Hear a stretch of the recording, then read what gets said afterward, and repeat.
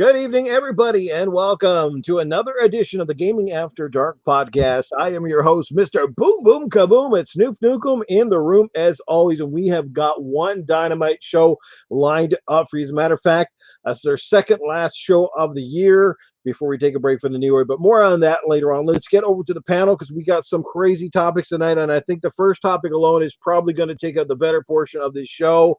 But let's get right into it. Let's introduce the incredible panel. This time I'm going to work my way around in the opposite direction, and we're going to start with the one, the only, the Mag. What's up, brother?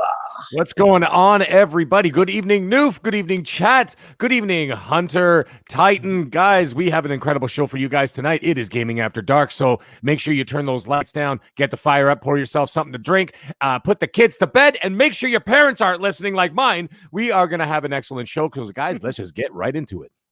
Before I get to our next amazing and charismatic panel member, let's just give a quick shout out to the chat real quick to catch up with things, guys. Raven Arrows in the chat. Red Raven is here. Crispy Bombs in the house.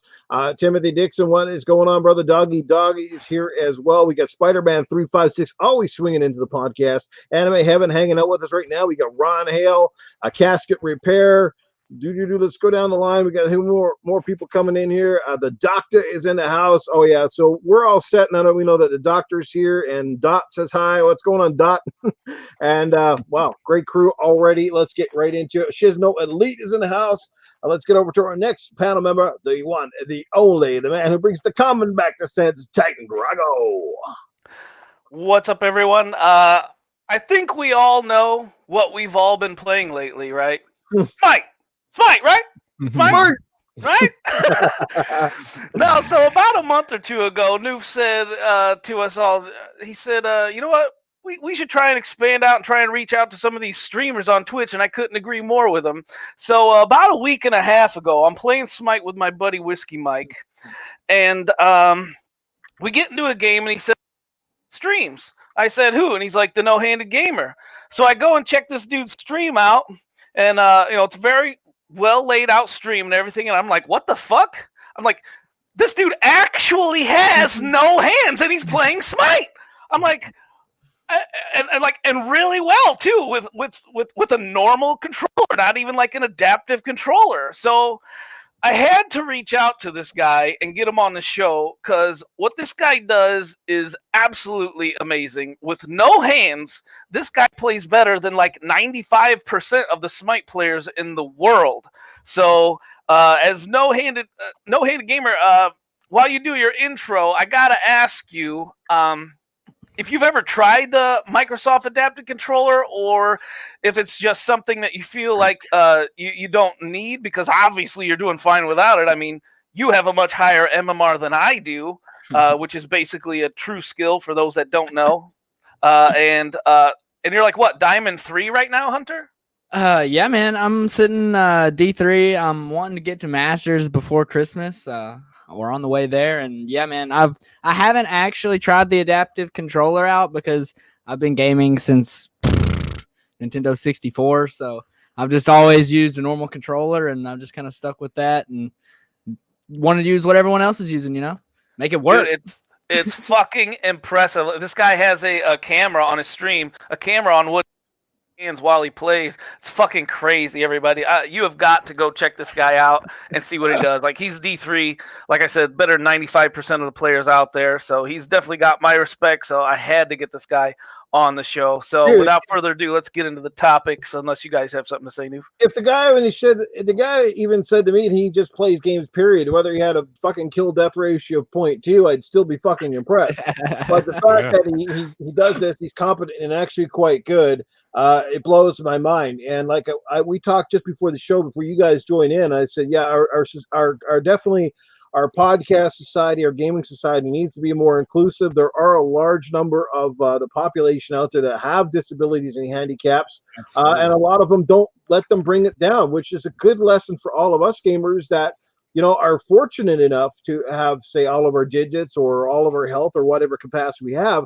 And, you hear a lot of people whining and complaining. So let that be a great lesson, right? That, be positive and put your heart and soul behind stuff, and things are possible, and another guy in the chat gave me different with Cerebral Paul, right? So he's here in the chat as well. He's a great dude. He talks a mean game and he plays some mean games. So he was kicking everybody's ass and racing there a few weeks ago. So there you go. So good stuff, guys. Good stuff. Gaming said if I had a camera on my freehand, the cops would be at my door. No. So we're gonna have a hell of a show tonight. It's a great topics and a fantastic guest to have here. Just talking to him before he got on the show, I could tell he's gonna fit right in here and he's gonna do a great job. So give it up, guys, for the no-handed gamer. And like I said, we got a lot of topics. We're not gonna, we're gonna have to cut the cheese. Now on my Twitter, guys, I said we might have an old favorite coming out tonight. So I'm gonna have to break the news to you. I've been trying my damnedest to get the one, the only, the amazing and beautiful Primal back on the show. I've been trying my best, guys. I guess I'm not swinging my dick low enough for these days. I don't know. It hasn't come out. She hasn't taken the bait, so to speak. She was at a party. She said she's tired. She might be conked out. So if she shows up, great. If she doesn't, that's all we can do. At least I tried, but I wanted to get Primal on, especially, I know she's a big fan of the Cyberpunk. I know she's, this is the kind of Christmas season I wanted to get her on, but it's not looking very positive right now. But we got a great panel for you, and we're going to get right into it. Let's catch up with the chat real quick before I miss some people. We got Treacherous God, my good bro Tony. What's going on, brother? Free Jack is in the house, my good Canadian brother down the street. Like I said, Spider-Man, also another Canadian brother of mine, just up the road from me, I guess. One of these days we're going to meet Spidey, I promise. Phantom Kraken is here as well. What is going on, brother? Thanks for being here. The Simpy Army, he might be new to the podcast. Saw him in Dealer's show earlier in the chat. What's going on, The Simpy?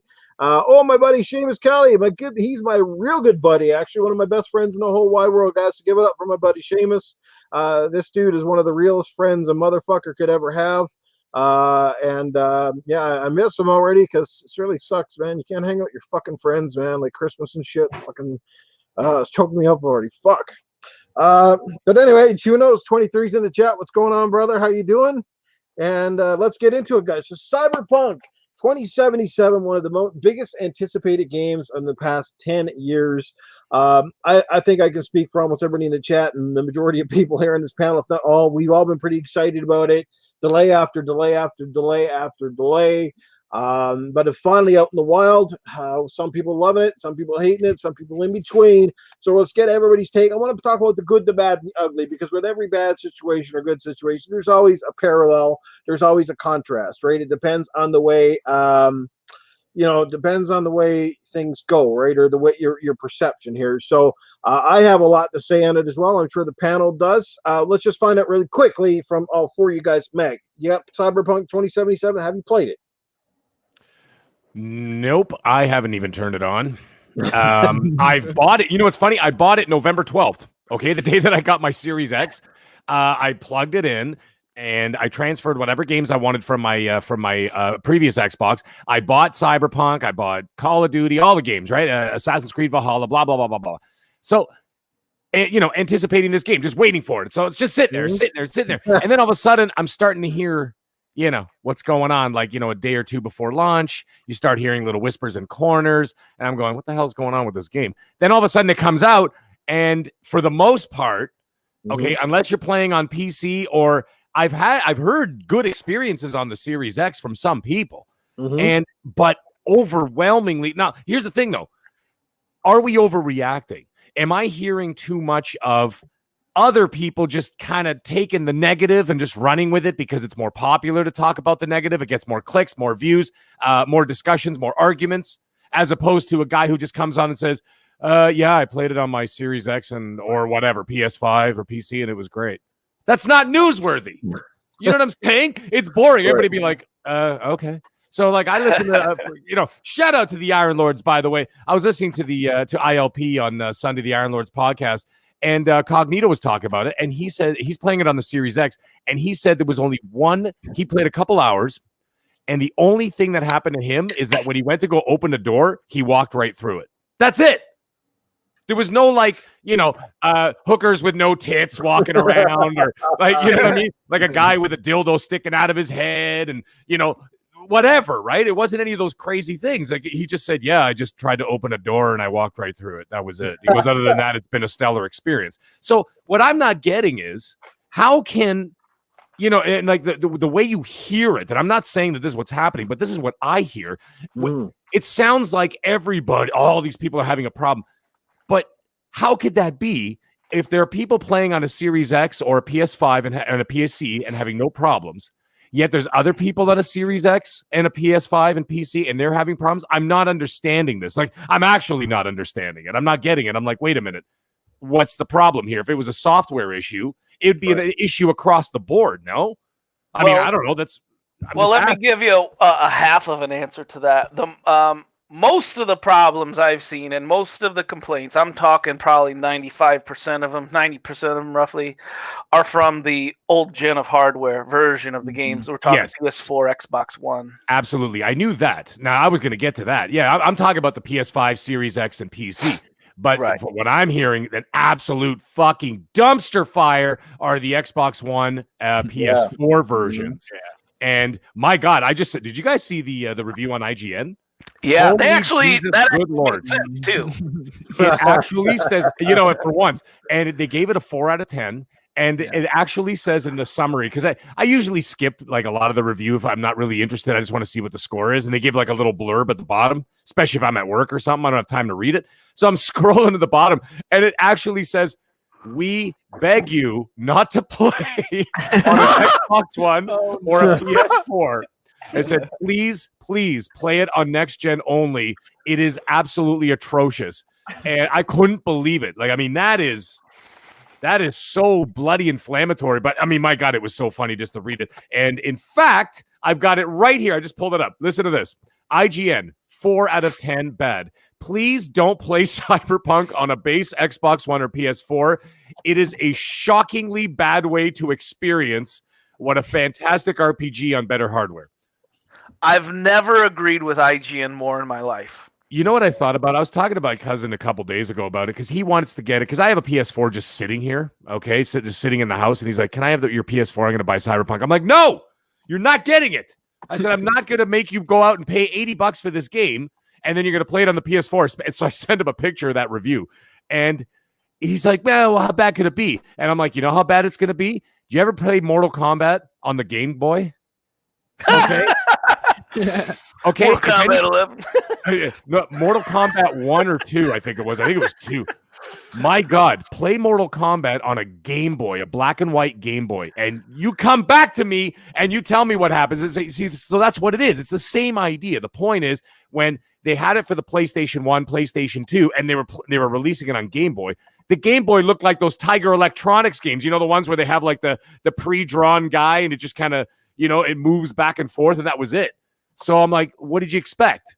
There's no way. Here's my thought. They never should have released this for current gen. I think what they did is that they stretched themselves too thin.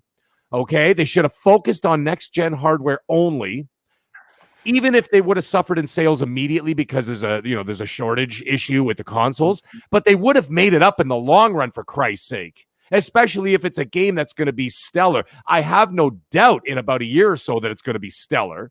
And the more I think about it and the more games I got, you know, clogging up my fucking backlog, I'm starting to think now that maybe I'm not going to touch this game at all. Except I want to do the penis size thing. I just want to do that just for laughs. But besides that, I might not even touch the damn game at all until that next gen patch comes in. So I don't know. That's my thoughts. Absolutely. All right, Titan. I just want to know if you played it first, but you went right into it, Meg. Sorry. Oh, man, good stuff. Love your take on it. Guys, just remember here, there's no right and wrong. Nobody is necessarily here tonight to be just, you know, lambast Cyberpunk. Like, I got a lot of great points I think I'm going to articulate. Titan probably will as well. IGN does have some valid points here. And I think the bottom line is if you are playing on base model consoles, you're really getting shafted. Because it is ruining the experience from the people I've seen, from the videos I've seen. It's a tough grind. But anyway, I'm going to let Titan and the no-handed gamers, so to speak, say their piece on this. No-handed, like I said, I think you said you didn't play it or you don't have it. You know, you can just give your impressions on the whole thing. Oh, yeah, absolutely. You know, that sort of stuff. But we'll go with Titan first. Titan, how about it, man? The floor's yours. Did you ask me if I played it? Let me get this straight. What am I, a fraud? Am I a fraud like the mag over here? Hell no! I bet Christ. even Tony Baloney played Cyberpunk. Oh my God. Coming from a Smite player, Jesus. Excellent retort. Oh. But so I want to say something real quick about the mags. You know, he mentioned the IGN review. Now, for those of you that know me, you should know that I hate IGN. They are the ignorant gaming network, in my opinion. However, they pulled the whole, you know, even a clock is right twice a day kind of thing. So, because with that, they gave it a 4. I would agree with that score, and the way they worded it was fantastic. But so in my spiel, I'm only going to refer to the Series X version of the game. Right. I'm going to say real quick from everything I read, like I said earlier, the game is just, in my opinion, is just too ambitious for the previous generation of consoles. Like even on the Series X, which I've been playing on, the version of it, right? We really aren't even playing on the next gen version of the game.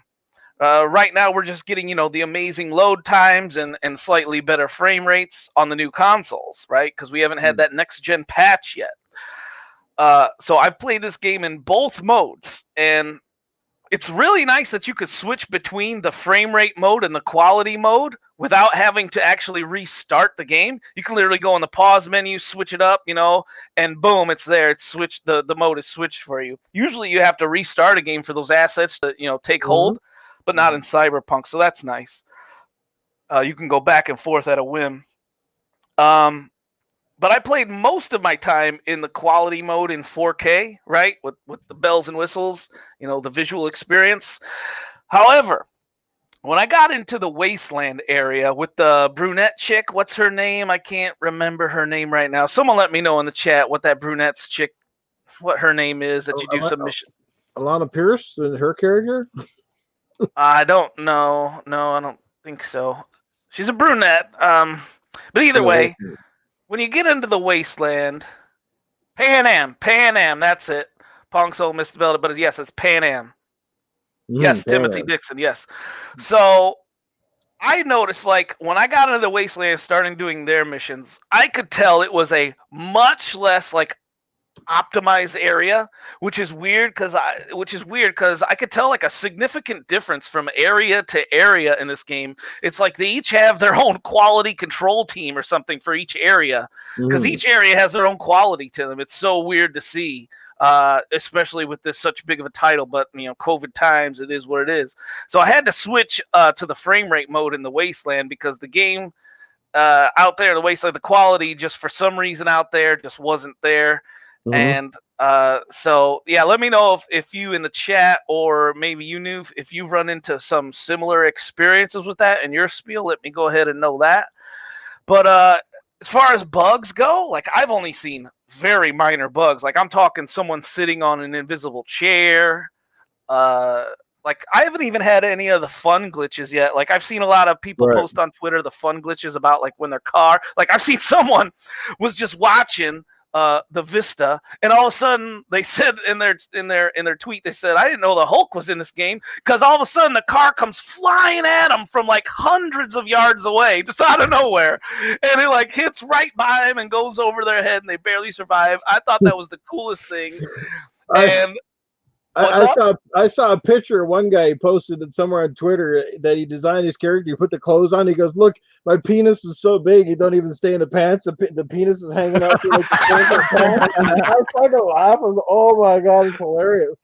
Yeah, so these open world games have a lot of, I think, opportunity almost with bugs. Like I did my segment when I was doing my channel when glitches are fun, and I'm sure I could have a heyday on this game, because these open world games really give you that opportunity for fun glitches like that. Like the Hulk out of left field, man, that was freaking awesome. It was hilarious.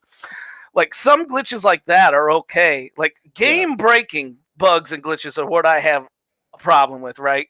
But funny glitches like that I have no problem with, and I haven't run into any game breaking glitches. I think the worst one I've seen was like my screen froze for like a good, I don't know, 6 seconds. And I'm like, did my Right. game just freeze? The music is still going. Did my game just freeze? And then it kicked back in, and it was like, it was like basically a loading screen, but not prompted kind of thing. So I'm sure that'll get fixed with a patch in the future as well. And they said they're going to be doing basically monthly patches on this game. Right. But my last part on this, until I go like a back and forth with you guys, have you guys seen the shitty move from Sony? They said they made a statement first saying that they would refund PlayStation 4 versions of the game.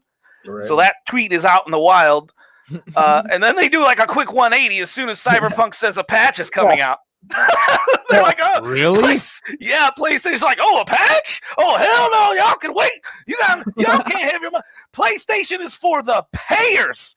For the players, that shit was a typo. All right. I knew that they were offering. I knew they were offering refunds. I didn't hear the second part of that. Yeah, That's pretty incredible. Jesus. they are like, hell no, your money is ours, bitches. So, God. Noof, what do you got for me? Or sorry, actually, it was let's next. Let's get the no-handed gamer in here. What's your thoughts on this all? Is what you're reading, what you're hearing. Is that how do you perceive this whole thing, even if you haven't played it? I mean, it's one of the biggest games, and like I said, and it's really getting. So there's some people you see them in the chat who are loving this game and pretty much ignoring, the few glitches they've had, and others tearing this game a new bunghole. So absolutely. I mean, I've been watching a lot of videos of this game, and I've kind of feel the same way as Mag. I didn't really want to get the game right off the rip. Same reason why I didn't really want to get the consoles right off the rip, just because of the bugs and issues that come with new generation stuff and rushed games. I was just thinking, what this all kind of reminds me of so much? A few years ago, a nice little, very popular game-changing FPS game came out on PC, and everyone loved that game, changed the Twitch game and everything, PUBG. And they put that on console, Xbox, and it was absolutely terrible. Trash. Unplayable on the old consoles. But it was right around the time the new Xbox came out. Right. And wham, bam, you had to go buy a new Xbox to play PUBG. And everyone wanted to play PUBG. What happened with Cyberpunk? I don't know. It just kind of. That's a good point. It's probably Good point, man. Probably not related, but it is a good point. Not relatable at all. I just gotta think of that. No, it's great. It's actually interesting. You bring up a valid point. Right when the new consoles come out, these games they pop like the new console. And it's almost like, hey guys, maybe you should upgrade. Without telling you. It is time to upgrade. If you guys want to play the new stuff, we got to get the good stuff in here. But I don't know. I think the game is going to be really awesome. I'm not a big single player guy. I'll admit that. I'm all about the competitive, the edge. That's my thing. I'm an adrenaline junkie. I like whether it's Call of Duty, game battles, Smite, rank, whatever it is. I just want to be going against PvP. But this is by far like the only RPG game that had actually caught my attention since like old school RuneScape. I'm gonna be honest. So it's definitely got some crazy potential. Like you said, the customization, being able to make your dick like different sizes. You can do literally anything in the game. It's absolutely crazy. Speaking of that, Speaking of that, I challenge anyone in the chat real quick. Give me a more mature title than Cyberpunk 2077. If you can do that, man, wow. Because I don't think you can. I don't think anyone can name a more mature title. Sorry, go ahead. Well, that's great, because now we need to ask everybody in the chat and everybody on the panel, did you make a male or female character? And if you made a male character, did you go with the big dong or the small dong? Be honest. Let's find out. Everyone had a dong, man. Everyone's got a big dong in that game. You just have to. Whether you have one or not, I went above average. I made my character with a small penis, and I'm still jealous. It's bigger than mine. I feel like streamers have to be the ones that are like, okay, I'll go realistic, and then they'll go the small ones. But everyone else is dreaming, man. I would be dreaming. all the way. Yeah, they didn't have it customized where you could put it down to your knee. You know what I mean? So would have been a lot of weird characters in Cyberpunk. The guys going around like tripods. You know what I mean? I don't know, man. I think it's an awesome concept of a game. It's definitely like I'm ready for innovation in the gaming world. You know what I mean? I don't want Call of Duty 1, 2, 3, 4, 5, 6, 7, 8, 9, 10, 55 to all be the same game. I want like new things. Like that's why PUBG was awesome. That's why Cyberpunk seems so awesome. And I mean, like even Smite, there's no other MOBAs like Smite out there.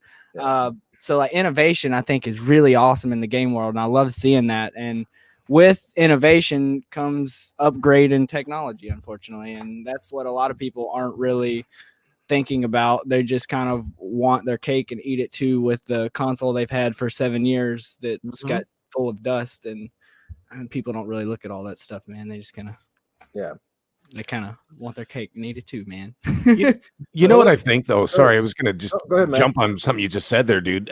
Is just that maybe CD Projekt Red started with, this little idea and then started to grow from it. And I think maybe they expanded so much on the idea that I think that what happened is they're like, well, fuck, we can't go back. Like they've already opened up this can of worms, right? And I think and what happened is that basically just pigeonholed themselves. They sandbagged themselves. Mm-hmm. You know what I'm saying? So now all of a sudden they're like, oh shit, we've got this vision, we've already built this thing, and now it's gotten too big, now it's gotten too ambitious. How the fuck are we going to put it on this current gen hardware now? And so it's suffering as a result. I don't know. It's thought. Well, even on the PlayStation 5, have you guys seen that screenshot? I tweeted it out this week about the NPCs in the PS5. This got like a quarter of the NPCs as the Series X version. And that's fine. My tweet this week is my biggest tweet, I think, since I've started on Twitter. Did you guys see the one where I did the 2 pictures? Yes, I did. On Series X, was it on the Series X, and it's like a picture of downtown, like China, Japan, with the dense streets. And then I said, and over on PlayStation 5 to get the same performance, and it's like an Arabic guy in the middle of an empty desert. Yeah, I did see that. That I got fucking so many people loving it, and I got so many people fucking hate me for it. It's like, holy crap. Yeah, a lot of people can't take a joke, man. Holy shit. But, oh. Yeah, you know what? Hey, if the hardware can't handle it, then they have to scale it to whatever they can do. But I think that they should have stopped the buck with the current hardware, with the next gen / current gen systems, because we got to call them current gen now, because we're no longer calling it next gen. We're in the next gen, right? So when this game went gold, fake gold, right? Fake and then gold. and then they Like delayed it. Yeah. And then they delayed it. Like, I want to know. I want to hear from Cyberpunk. What like versions were they working on? What were they? Were they just in? Did they have so many bugs that they were just working on the bug? Like, what were they working on there when they went gold and then ungolded themselves? You know what I'm saying? Well, you'll never find out because they're not going to tell you. They've been pretty candid, and on Twitter they've been like, "Yep, we fucked this up. We fucked this up. We're sorry. Here's refunds until PlayStation's like, hell no, y'all doing a patch for this shit." All right, well, I'll jump in and give my 2 cents. I'll try to keep this fairly short. And now here's the thing. First of all, I do have Cyberpunk. I'm largely playing it on my Xbox Series X. I did install it and try to play it on my One X. I can say it looks actually really good on the One X, to be honest with you. But I can't get it to run for very long, and I'm not sure what's going on. It keeps crashing. I basically load up the game. I get to like the elevator or what have you. The game just stops. It just kicks me back to the dashboard. I've tried it 7 or 8 times, and it keeps doing the same shit. I can play like a minute or 2 tops, then it just kills it. I don't know what the hell is going on. But I'm back over the Series X. We're planning to play it anyway. And I want to point out something, because some people aren't aware of this. If you buy the game, obviously digital, I don't know if anybody pays attention, but when you buy it physically, on the box it says Xbox One. It doesn't say optimized for Series X. It doesn't say it's made for Series X. It's Xbox One. So what we're buying out there right now, to all you people, we're actually buying the Xbox One and PlayStation 4 copy. And if you're playing it on PS5 or you're playing it on the Series X, the game just tends to run better because of the stronger hardware. But you're still not getting the optimal version of Cyberpunk 2077. If you want to play the optimal version right now, I hate to be the one that says it, you need to play it on PC. That's where it looks and plays the best right now.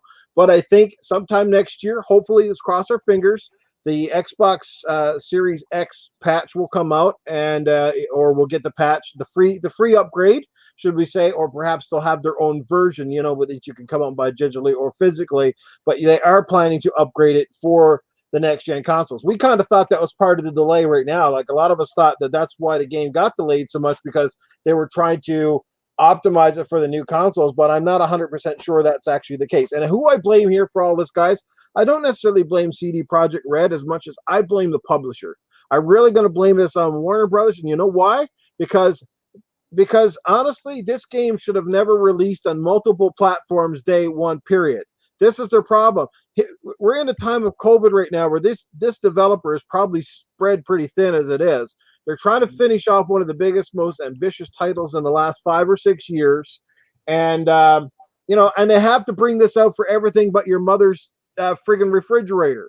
Like, seriously, it's coming on Stadia. It's coming out on Xbox. It's Xbox Series X, PS4, PS5, PS4 Pro, Xbox One X, the PC. Like, there's 7 or 8 copies, and they have to minimize or maximize this game on all of these platforms to make it run.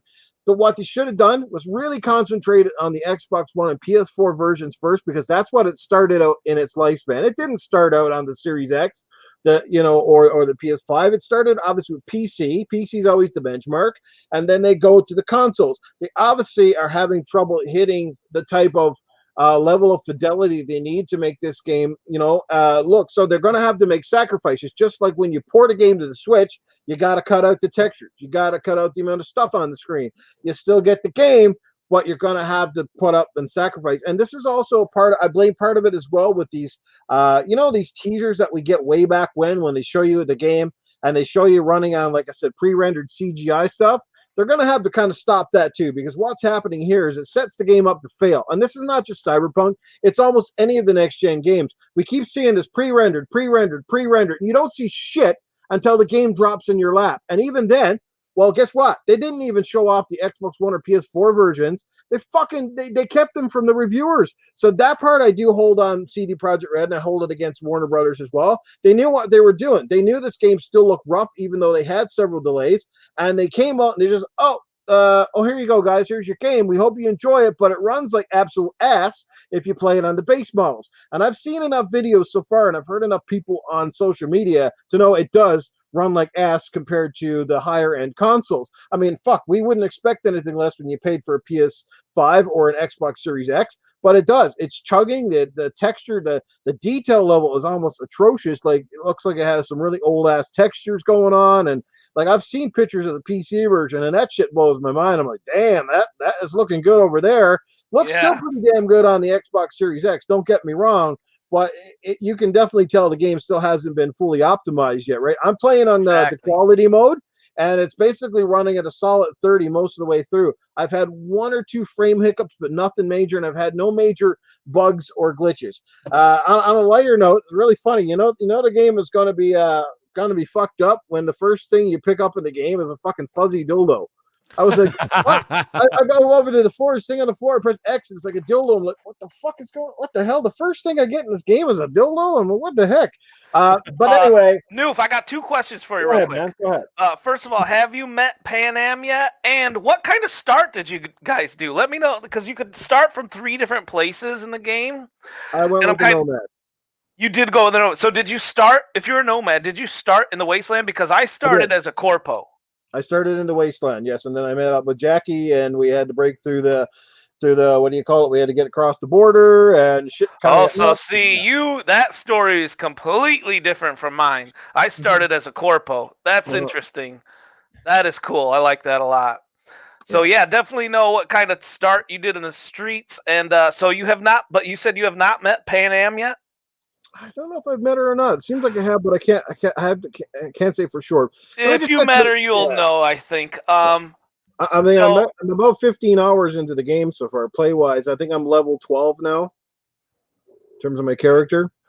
I think I'm a bit ahead of you. So, are you been doing the side missions and stuff, or I've been doing it. I've been trying to do the side. I'm trying to not plow right through the game. I'm trying to do as much as I can. Yeah. I heard you basically can't plow right through the game. Like, it's still gonna take you all kinds of time, even if you stay on the main.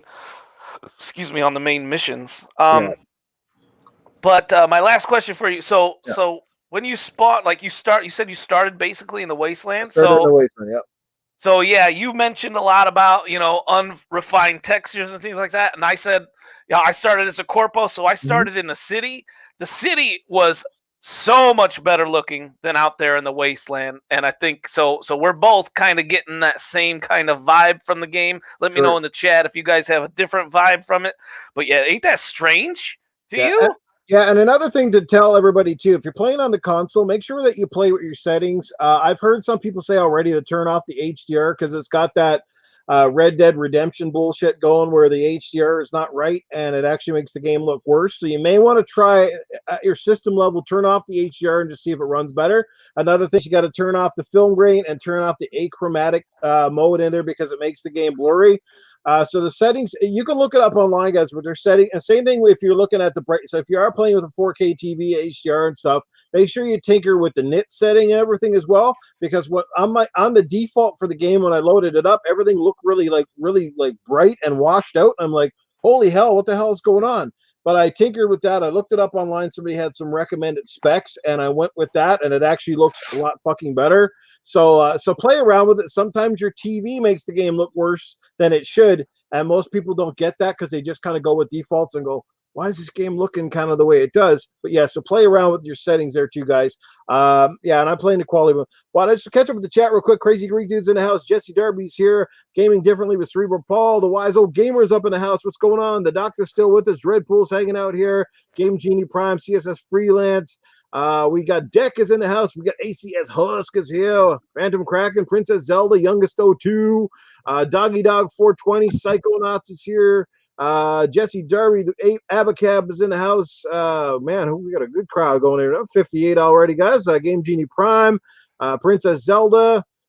Seamus still hanging out with us here, guys. Wow. Pong Soul, what's going on, Pong? Glad you could be here. Shizno Elite, my brother Chase Jones. What's happening, Chase? Anime Heaven. The list goes on. If I didn't give you a shout out, guys, make sure you just holler at me at some point, guys. Appreciate it. Yeah, it'd be nice to get to 100. I'm just about finished on the thing. Look, look, some of the heat that it's getting, it is, I get it. It is warranted. Like the game, honestly, they should have even staggered the release. They should have said, we're going to delay it. Like, it would have sucked. Nobody here can tell you it wouldn't suck because we've waited a very long time for this game. But in the shape it's in right now, they should have held it off because it's a bad look. It's just a bad look. And you know what? A lot of us were praising. See, I can't agree with you there, Noof. I cannot agree with you because the game is in working order, especially on next gen. Maybe not for previous gen. But to me, like for Xbox One and PS4, and if those players can't play and actually enjoy their game, dude, like they miss that. I understand. The larger audience. I feel like they're gonna take more of a hit. Yeah, but all right. So maybe delay the previous gen console version. It's playable on next gen for sure, and it looks good for the most part. Is it next gen right now? No, on console. Yes, on PC. But that's gonna be coming in the future. So if you're gonna like. Have we seen that yet? That a next-gen console game got released before a previous-gen game, the same game? I don't think that's happened yet. But maybe that's something to look into, right? Sure. But I got to go with Noof on this one. And there was a nice hell no! No hand! You better be on my team! Honestly, bro, I'm with Noof on this one too. They should have held on because they gave him a worse look than anything. Just not being able. Noof, these smart players stick together. Well, I can promise you this: if fucking Halo Infinite comes out in fucking November month and it comes out broken as shit like this game started to do. Microsoft will never let it down. They might as well fucking fold up and get out of the fucking business because no, like when Halo comes out, it has to be fucking flawless. I'm telling you right now. Otherwise, you're gonna get ripped a new asshole. No game is ever gonna be flawless. Well, no, but it's got to be better than that right now. It's got to be better than that. They can't be offering refunds though. You know what they should have done with this game? That's on another level, man. Let me tell you something. This is what they should have done with this game. They should have released it and optimized it for the Xbox One and PS4 because that's what they were designing it for, like they did with Grand Theft Auto 5. You remember they released Grand Theft Auto 5 like 40 days before the launch of a next gen system? Yeah. Right? And they didn't release the next gen versions until later on. right? I know that's going to be a very unpopular opinion, especially with the new console coming out and all that kind of stuff. But all I'm trying to say is that if you optimize it for one and build it up from there, it probably would have come across a lot better instead of having decent press with the Series X and the Series S and the PS5 and PC, and then have absolute shit show going on the Xbox One and PS4. At least you start somewhere positive and move up from there. I think people would be okay with that. Like, you remember when Grand Theft Auto 5 came? And I remember one of the reviews, and I'll never forget that review. They said in the review, they gave it a 10 out of 10 and said, next gen happens when Rockstar says so. Because they're saying this game is so good that there's no game that was coming out on the next gen, on the Xbox One and PS4 at that time, that next gen consoles, that were looking and playing as good as that. And they built those on the previous gen hardware. So they could have done that too, man. Let me ask the chat, is anybody in this chat right now playing this game on the PS4 or the base Xbox One or the fat Xbox One or the S? Let me know in the chat, guys. Let me know if you're playing it on those consoles, and I want your impression. Give me a rating on how you figure it's running and looking on the base. Are you even just say, I'm happy with it, I'm disappointed with it, whatever. But I want to know, because I think a lot of us are playing on Series X right now. We're taking it for granted that we got this powerful hardware and we're getting at least a decent experience with it. But the people, like I said, this is what I'm saying. The people that don't have those yet, they're getting ripped in the asshole here. You know what I mean? Like it's not fun. I mean, IGN gave it a 4. That's pretty harsh. You know, when a game basically freezes up, looks like dog turd, that sort of stuff, that's not good for those players. And I feel bad if you just haven't upgraded yet. So if you haven't bought the game, maybe you just hold out. If you've already got it, maybe hold off and wait till a few more patches come. We know they will definitely get the game running up to snuff over the next while. I'm not concerned about that, but people wanting the refunds right now, it is concerning. But yeah, sorry, I'm spieling over, but I want to know. No, hold on. There's I kind of want to jump on that. There's a reason why a lot of games are getting left behind on last gen hardware. We're hearing about more and more games that are, Microsoft is even saying, you know what, it's only coming out on the Series consoles because the upgrade from last gen to this gen, I'm telling you, it's unlike anything before in the past, from generation to generation. You may disagree with me, but just let me tell you, just think about it a little bit longer. Look at the entire picture. There has never been an SSD in a console before. Just that alone, just the loading times alone, and whatever else they can do with that is so ridiculously huge. Machine learning. You talk about, and we haven't even really seen the machine learning aspects yet. So that's coming up. That's going to be huge. There's so much about this. The balance between GPU and CPU, unlike anything, from previous generations. This generation, there's a balance. There's no bottleneck. So from looking at it that way, I don't see how you could possibly tell me that there was a bigger upgrade from any other previous generation to generation. And that's exactly why we're seeing this. That's exactly why the Cyberpunk is so poorly optimized for last gen versions, and we're playing essentially on last gen versions on the new gen versions of consoles, and it's still kind of bad. It's like, in COVID times, it's like a shit show, man. Well, at the end of the day, all I'm going to say is I am playing it. I am enjoying the hell of it. I think it's a great game. I don't know, like it would at this point, and I haven't finished it, but it wouldn't be my game of the year. Like, even if it was to make the game of the year nominations, it wouldn't be my pick for game of the year. But I do think it's good. It's a very ambitious title. It's a massive scale. The graphics are pretty nuts in a lot of places. Like, you could definitely appreciate what they're doing, the amount of computing power they're running with, how lively the series is. The cities are, especially like on the Series X, it's just insane amount of traffic, the NPCs, the dialogue, everything. It's insane. So kudos to them on that. Like you said, even the side missions, they feel purposeful. They feel good. There's a lot of variety sort of in the gameplay. So I am enjoying the hell of it. Like I said, and then hopefully in the next 6 or 7 months, and especially when this COVID hopefully goes the fuck away, that these teams can get back to really pushing the envelope again and making these games run as close to their vision as possible. But yeah, I think it's pretty bad. We do have some people in the chat who have said they are playing it on the older consoles. Like Midway Monster says the 1S, and he says refund.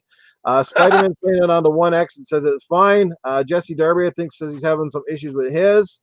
So we got, see, that's what I'm saying. We got a lot of various reports, but to hear anybody in this chat say, I bought the game and I'm choosing not to play it because they know what it's running like, and that's a little bit sad. I'm sorry, but that is right. That's sad. It's pretty bad. And you pay $80 on a game, and you're like, I don't even think I want to play it now because I really don't want to play it at fucking sub 30 frame rates or down to 15 and 10 and 20, and and the game is crashing and textures aren't loading in. I mean, I don't care what developer or what publisher you are, you're going to take flack for that.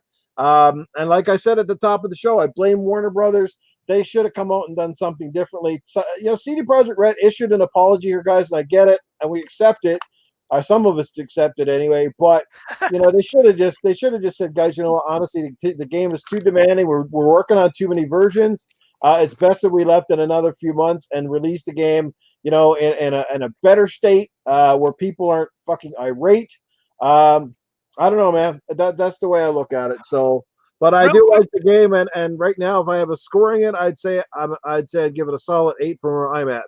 Anybody else want to jump in with final thoughts on Cyberpunk here?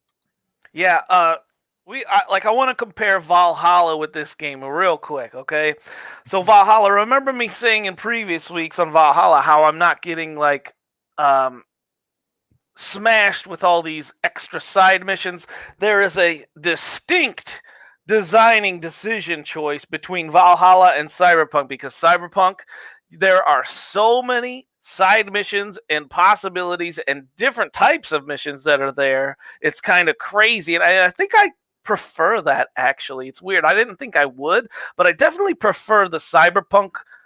I prefer Cyberpunk to Valhalla. I really do, because in Valhalla I think it ran better, right? There wasn't as the graphics were more consistent. The gameplay was even more consistent. But I'd rather play Cyberpunk. Why? I guess we could say a lot of different reasons why. But my thing is Valhalla. I feel like it's so much more empty than Cyberpunk. What do you guys think about that? Before we move on. That's what makes Cyberpunk so intriguing, is the unique factor of how no one's campaign is going to be the same as yours. Well, The Witcher 3 was, when you look at The Witcher 3, that was a big game too, but a lot less going on than what's happening in Cyberpunk. Well, yeah, because you're looking at a medieval countryside versus a bustling city, right? So it's gonna have that vibe. Even if you're not doing anything, it's still gonna have that vibe that there's more going on. If you're standing in a field, or if you're standing in the middle of a metropolis, even if you're not doing or talking to anybody, you still feel that energy, that electricity of all those people there, right? And well, that's the key part, because on the PlayStation 5, that's not happening. You got 4 people in the city at a time. Right? You can pretend. I don't know. On the PS5, I heard the NPC walks up to the stoplight and goes, "Just 1 second, guys. I'm waiting for my textures to load. I'll be right back." It's crazy how you walk down the street. In Cyberpunk, I've never before actually took in the surroundings like I do in Cyberpunk. I'm looking at there's so much to see and hear. It seems like every other person is having a different conversation. And I feel like if I don't listen to this, I feel like I'm missing out. It's crazy. You guys are gonna make me want to turn it on now. You need to, fraud. At the end of the day, it goes like this. At the end of the day, if you want to play the game, just go and play. Don't listen to me. Don't listen to anyone on this panel. Pay attention to your own brain, your own heart. It's your money. Do what you like. Go fucking play it. Make your own decision. And fair enough. You know what I mean? At the end of the day, that's what I say. J2J is in the chat, apparently. Yeah, I just saw that. Yes, he's in the chat. He's multiplying here. He must be. It must be a couple of frames rate short. Hey, just stuttering. He's J 5 times. And I'm not here to dissuade anyone from buying that game. It's your money. It's your choice. I'm telling you just the way I feel, what I've seen, what I've heard. And I'm not saying the game it's not a bad game. That's the thing. It's not a bad game. It has its issues. Oh, and nowhere near. This whole fucking last 6 or 7 months, I've seen some of the buggiest ass games ever. And they're coming from big publishers. We're not talking about the little guys. But the thing is too, the games are becoming more ambitious. And again, I say, this team bit off more they can chew when they're trying to make it for Xbox One, PS4, all of these different platforms, including the state. Like, I'm surprised they don't have a fucking Switch version in development, and they probably will. The guys will probably look like fucking like naked Play-Doh pictures, but you know what I mean. Well, didn't they put The Witcher on the Switch? It did, right? Right, there you go. So, yeah, so it is what it is, guys. Any final thought? I don't want to beat this to death. Like, it is what it is. You're either loving the game or you're not, or you're holding off. I think most of us do enjoy this game here. And it will get better. We just got to give them some time. Like I said, if you are lucky enough to play it on a PS5 or Series X, it is running competently. It does look good, and it will get better when we get that free version, the upgrade. We just don't know when that's coming. They're saying sometime 2021. Fuck, it could be 2022. Right now, our patch just went gold, everyone. Oh wait. Right now, if I was them, I'd really try to fix this for the base model users to try to get it up running a little bit better. And I'm sure they are hard at work at it, as hard as it can be. So, yeah. All right. Woo! There you go. Good stuff. Shizno's saying March. It could possibly be. We'll cross our fingers anyway, guys. Cross our sperm. All right, guys. Awesome. Did I miss an ACS host? Yes, indeed, guys. What's going on? Let's get into the next topic of the evening, and this one will not take us near as long, but EA made a big purchase. Obviously, they can see that racing games are alive and well, and they are in the process of finalizing a transaction to acquire Codemasters. If you are not sure what Codemasters, I'd say chances are you have played one, if not a bunch of their games. They are famous for making the game Grid, one of the best racers on last-gen consoles for sure. They are also famous for the series called Dirt. They have made the F1 games. They have made a variety of games. They made some other stuff too. I think at some point they might have even had some action games. I'm just drawing a blank. But they are, when it comes to racing, they're considered one of the upper echelon of this genre. EA has acquired them, which is quite interesting. For 1.2 billion, apparently. That's quite a lot of coin. So who wants to start it? Maybe we let the no-hand gamer jump in on this one to start us off here. How do you feel about this this acquisition that's in the works by EA? How do you figure this could benefit Codemasters and potentially EA? And what does this also mean perhaps for the series like Need for Speed? I have not actually heard of Codemasters before. I was a Forza Horizon guy, I'm going to be honest. I did play Dirt a little bit, but I was a Forza guy for sure. Racing games still have their audiences for sure. I've got a few buddies that actually have the whole like Ferrari racing setups, and they use that stuff all the time. So it's definitely got its potential, that's for sure. I'm not a super big racer, like I said before. I'm a PvP guy, but like I said, as long as it's innovative, it's definitely got a chance. Let me ask you real quick. What are your thoughts? Because I know you haven't been around us, so you have no clue on our opinions on EA personally. So I'm kind of looking at an outside source here on your opinion of EA. Well, I don't really buy much stuff from EA. A lot of microtransactions. Good start. A lot of pay to win type things. So I usually try and stay away from EA games, but I'm not one to like bash. So yeah, well, a lot of us around here, we see EA as a lot of money hungry kind of. They're a corporation. Absolutely, who is I agree with that. Yeah, they run. I gotta defend them a little bit, dude. Just stop, okay? In the last year or so, they've been doing a lot better. You got to admit they've been doing a lot better in the last couple of years. Doing a lot better because they lost goddamn $4 billion in fucking. They did lose a lot. They did a lot. Look at Battlefront 2. They fixed that game. Battlefield 5. They fixed that game. They added more stuff into the vault. Did you play Jedi Fallen Order, Fraud? Yeah, call me a fraud all you want. Okay, I like Jedi Fallen Order.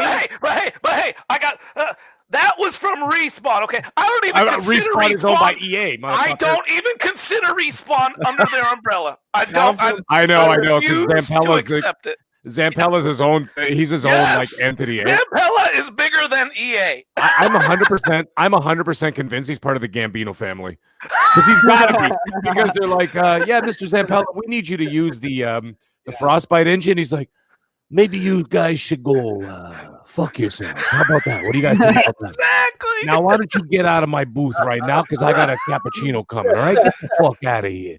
They're probably terrified of the guy. They're probably terrified of him. You know what I'm saying? But anyways, I'm sorry, I didn't mean to interrupt. I just had to jump in there because I couldn't let Titan just go off like that. No, man, Come interrupt on. anytime. Anytime you do a fucking Italian accent like that, you have free reign. Oh, Gaming Forte's in the house. What's up? Joe Dunmore, how you doing? Joe Dunmore, what's going on? Game Genie Prime dropping a $5 super chat. EA would sell their mamas if they could. I think you're probably on something there. I definitely agree with Nuke though, where Bad Company 3 needs to be a thing for sure. That's a definite thing that EA needs to do. The last like actual thing I got from them and actually enjoyed was probably like Battlefield 4, if that. Yeah. I'm so glad I brought this dude on the podcast, man. This guy, he doesn't know anything, you know, because he streams a lot and he doesn't come to these, you know, these podcasts. So like, you know, he probably doesn't even know that I bring the common back to sense. That's my, you know, that's my shtick, right? So. Yeah, that's like you're definitely doing that right now. We know that Mag brings the erections back to bed. What? I looked out at the chat for 2 seconds and heard Mag and erection. I'm like, not now. I'm old. It takes a little coaxing. Come on, man. Oh, fuck. God damn. Where were we at here on this? Obviously, it was no-handed gamer. Then Titan rudely interrupted by saying EA sucks. I mean, yeah, I have no real opinion on the game, but I usually don't get anything from EA, to be honest. So, and when they come out with Bad Company 3, I'll probably buy that just because 1 and 2 are so good, and they should have done that 4 years ago. But whatever, let's make like World War I games again. That's cool. That whatever. Finish your thought, bro. Finish your thought on this. Do you think Codemasters will be better for the acquisition, or do you think EA will meddle and fuck this franchise right up? You know what? It's a peculiar choice. I got to admit, it's a very strange sort of acquisition because they're known for Need for Speed, right? Good or bad. Okay, good or bad. But the last one was pretty decent. Mostly good. Yeah, it's getting better. It seems like they're smartening up. What's the name of that dev? Ghost or something like that? Or whatever the hell it is. It's got like a little ghost. It looks like the Pac-Man ghost. Yeah, they're pretty good. Yeah. All right. And they seem to be getting better. And that last one was pretty decent. But here's the thing. If you're an Xbox player and if you're a Game Pass subscriber, this is nothing but blue skies right now. Because if those games, all those Codemasters games start going into the EA vault, they're going straight into Game Pass if you got Game Pass Ultimate, right? At some point, anyway. Mm-hmm. So, they'll give you the 10-hour trial. Like, for example, I haven't tried it yet, but apparently you could do 10 hours of Star Wars Squadrons. And I didn't even know that till like a couple days ago. I'm like, what?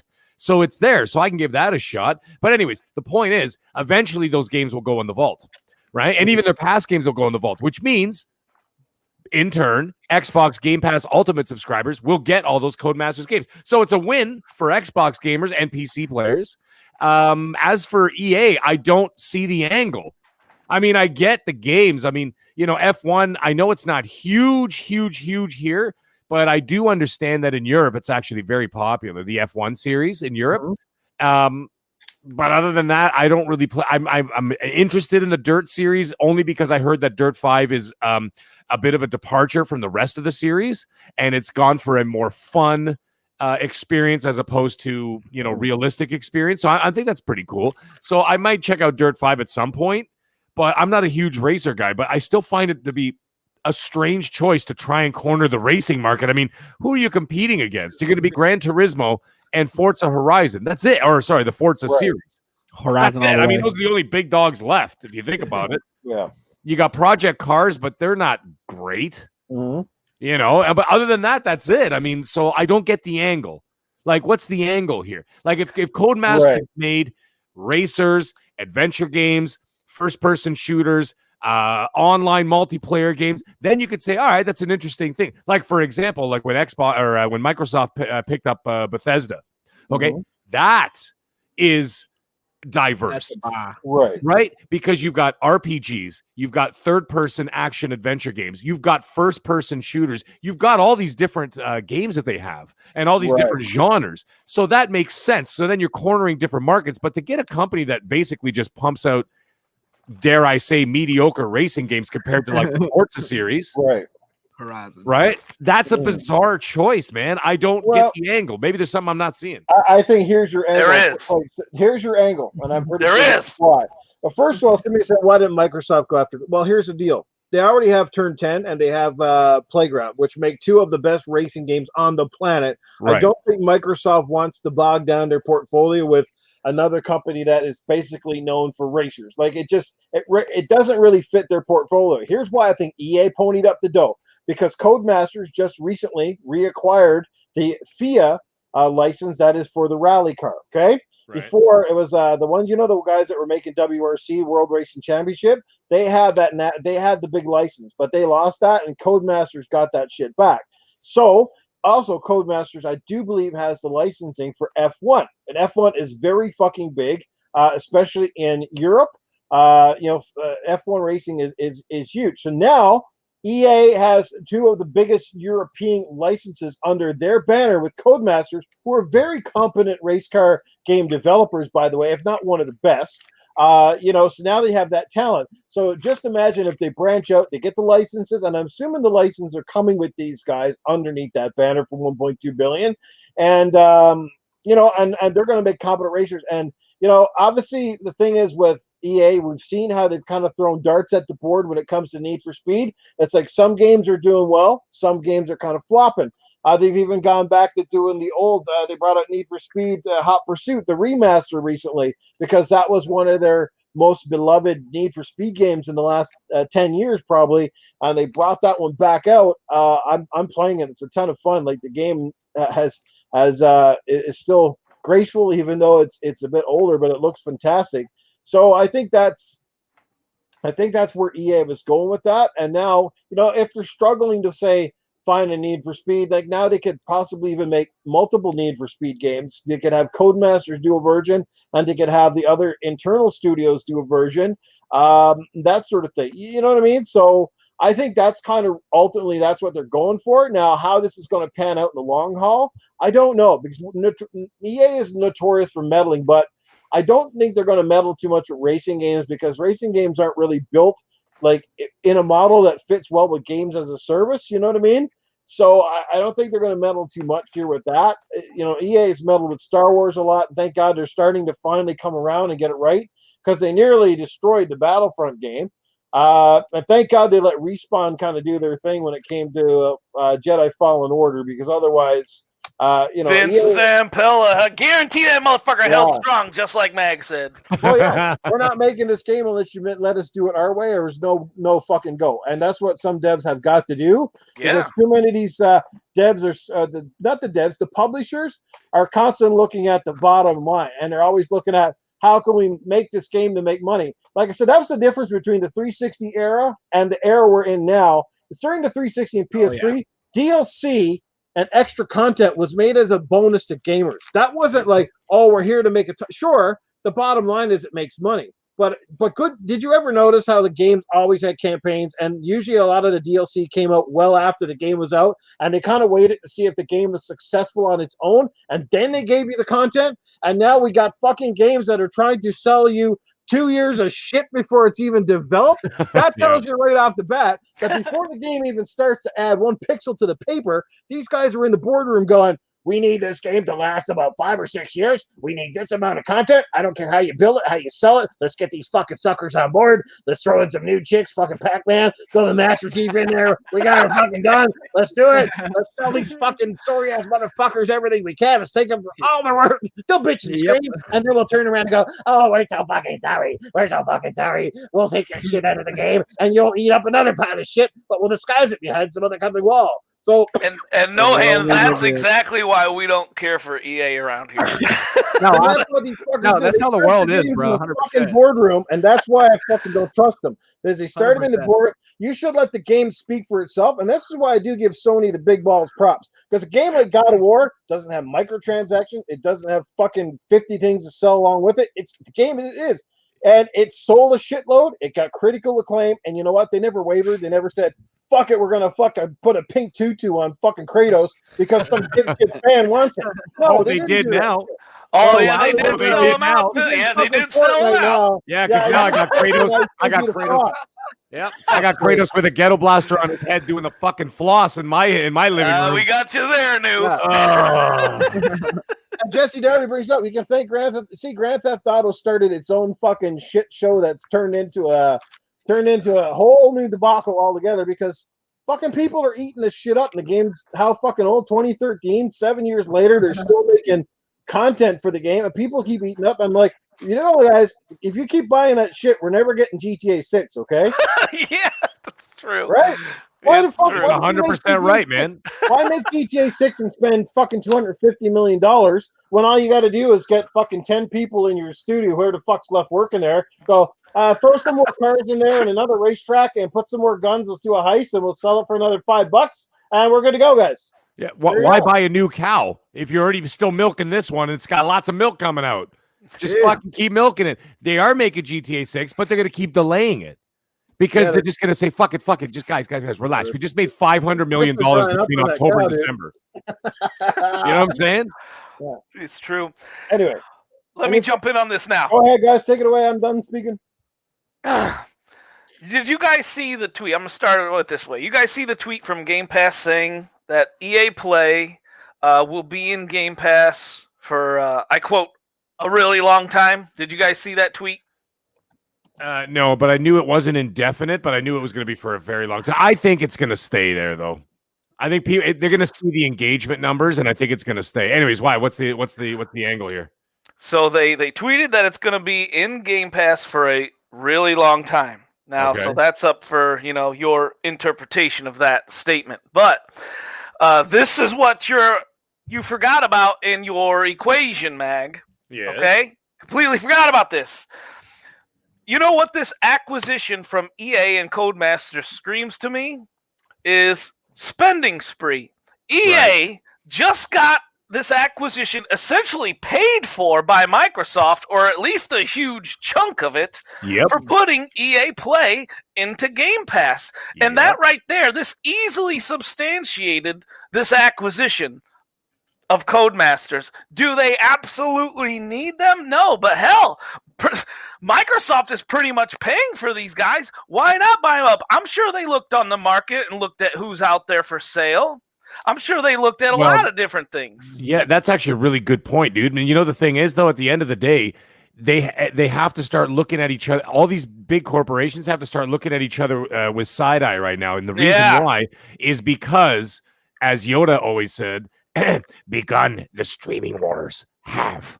So there you go. You got the streaming wars coming. Okay. The streaming wars is happening in Hollywood right now. Look at WB. WB comes out and goes, by the way, all our shit's going on HBO Max, all our stuff in the theater.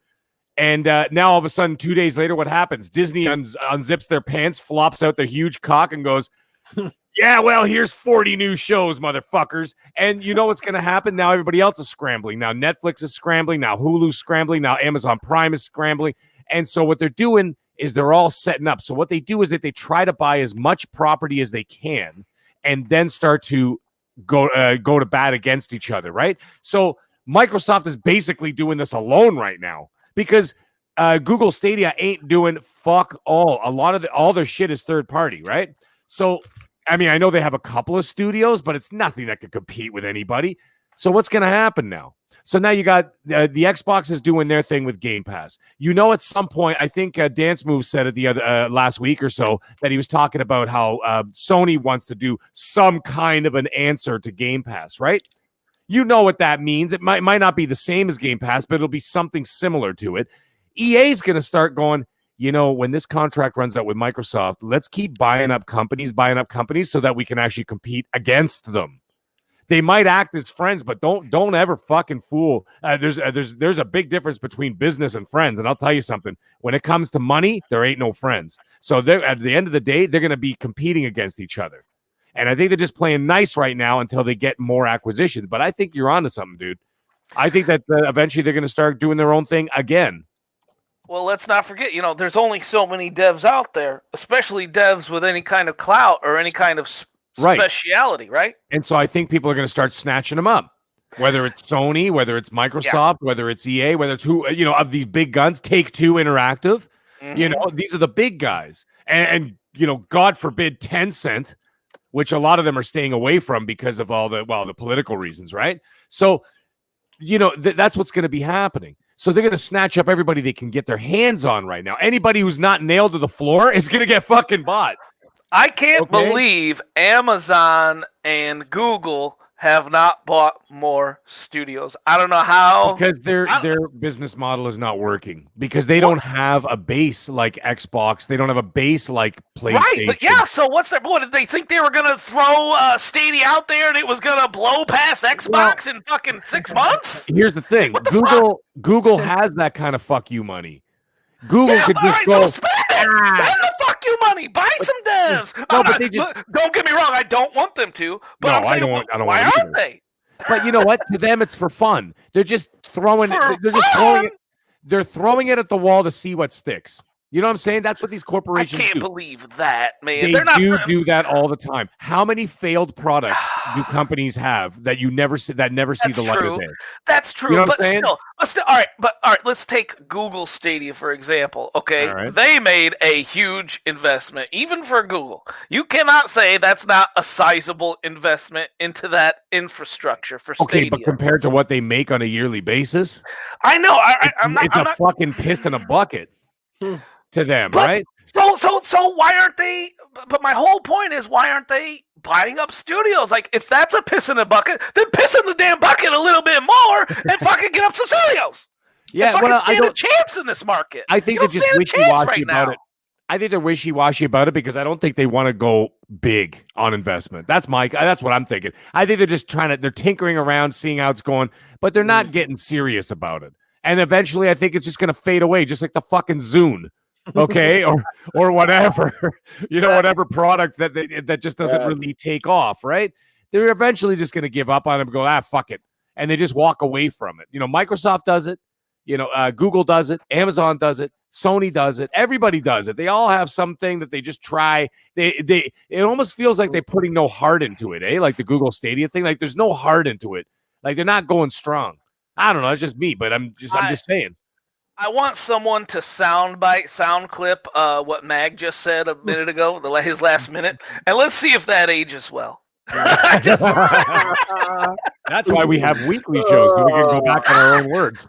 Well, the last couple of weeks, I don't know what it is with this podcast, but fucking Mag and Titan going back and forth like fucking Ernie and Bert over Rubber Ducky and the Cowboy.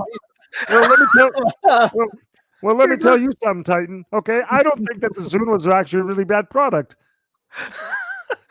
Okay, like which one am I? Am I Bert or Ernie? I can't. I don't know. Mine was like a mix between. Middle age is going to be Bert because he got the bald head. So you're going to be somehow mine turned into a melding of Bert, Ernie, and Kermit the Frog all in one. I don't know what happened there. Oh, we got some super chats coming in the house, and don't worry, the no-handed gamer is going to be speaking up here really soon. But we've got the doctor throwing down $5 in the super chat, and he says, if you guys get 0 thumbs down this week, Tony Baloney should do a JCVD dance. Fuck. Wow. Jean-Claude Van Damme dance, I do believe he means. Oh, that's what he means. I think the one from Kickboxer. And we got X Burke also throwing down a large $5. Thanks, X Burke, and welcome to the podcast. Hope you're enjoying, because I don't recognize the name, so you might be new, but thank you so much. Found my way here listening to Mag and Noof on Boom Show a few weeks ago. Glad I did. Great cast here. Well, thank you for the love. We appreciate it. All right. So, let's finish up this stock, guys. And we still got to bring in Arnold here. I say bring in Arnold, man. I've had Yeah. Any further thoughts there, No-Handed Gamer, about the thing on the racing games? I mean, you don't play them that much, you said, right? Not really? No, I mean I'm a Horizon fan, so like, yeah.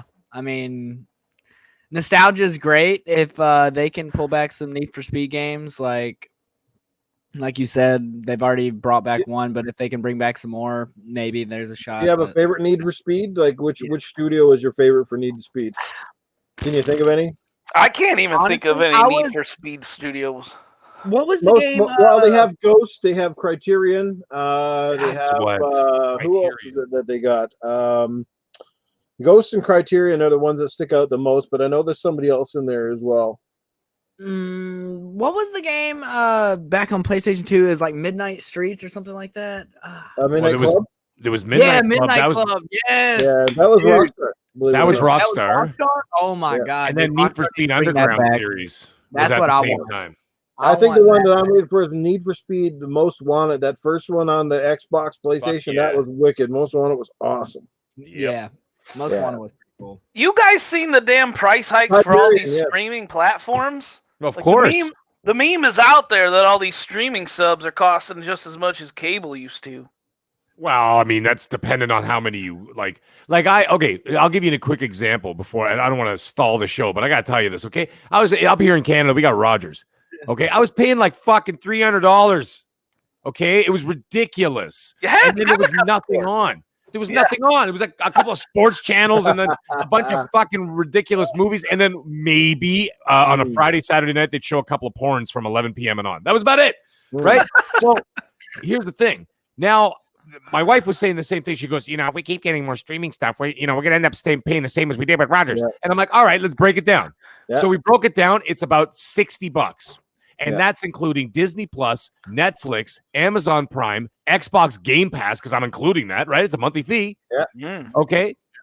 And that's it. Is that it? Yeah, that's it. So I got all those ones. It's like $55. So, I mean, you'd have to be ridiculous. Like, what the fuck else is out there? There's I know there's other ones like Hulu and stuff. Who the fuck's watching and those? Better content for your $60. Exactly, because I can get thousands of things at my disposal at any given moment, right? And tons of content. I mean, I know Netflix, they have their good shows, and then they have a bunch of low budget crap. Yeah, lots of like that, C movie level quality, ugh. But but that's the way it goes. But all those other ones is not bad. $55. I'd pay that. Yeah. We got another super chat coming in from the wise old gamer. I have to run, but I must admit, with all the talk of Bert, Ernie, and Kermit the Frog, I need some time on my PS5 haptic rumble. Great show as always. Thanks, wild old gamer. He always has some of the best comments on the show every week. And my good buddy Seamus is wondering what the fuck happened to Cletus. Don't worry, he has not disappeared. He will be back in a big way, but he is on standby here. What's that? Cletus, what's going on? Jesse said you sound like you're down in the dumps. Well, yes, I'm a little bit down in the dumps. Of course I is, because I was out there. I nuke with fucking Xbox, and I'm playing that fucking Cyberpunk game or Cyberjunk. It should be called Cyberjunk. The first thing I did is stared for half an hour at the fucking junk that I was putting on my character, and I put the big fucking dick on there, and then I realized I was like, God damn. He got a fucking bigger dick than I do. So I needs to get my self-esteem up because it's pretty fucking low. I mean, what you expect when, you got a fucking tree teat in your head. You got to take what you get. So I went outside and I decided I was going to have a dick measuring contest, and I did it with the 3 Pomeranians that the neighbor had, and I still fucking lost. And I said, God damn, that's no good. So I'm a little down in the dumps, but I'll see you guys all later. Now you take care here. 3 Pomeranians. God damn. There you go, Seamus. I hope you enjoyed the little appearance by Cletus. It must be, yes, Cletus always plays on his Nintendo. He loves it. Oh man, you better get this out of the way for fucking Arnold croaks over here. You got another super chat came in. Oh, another super chat. Geez, they are coming hot and heavy tonight. G-Dub as a shield drops another $5. Your mom watches Hulu.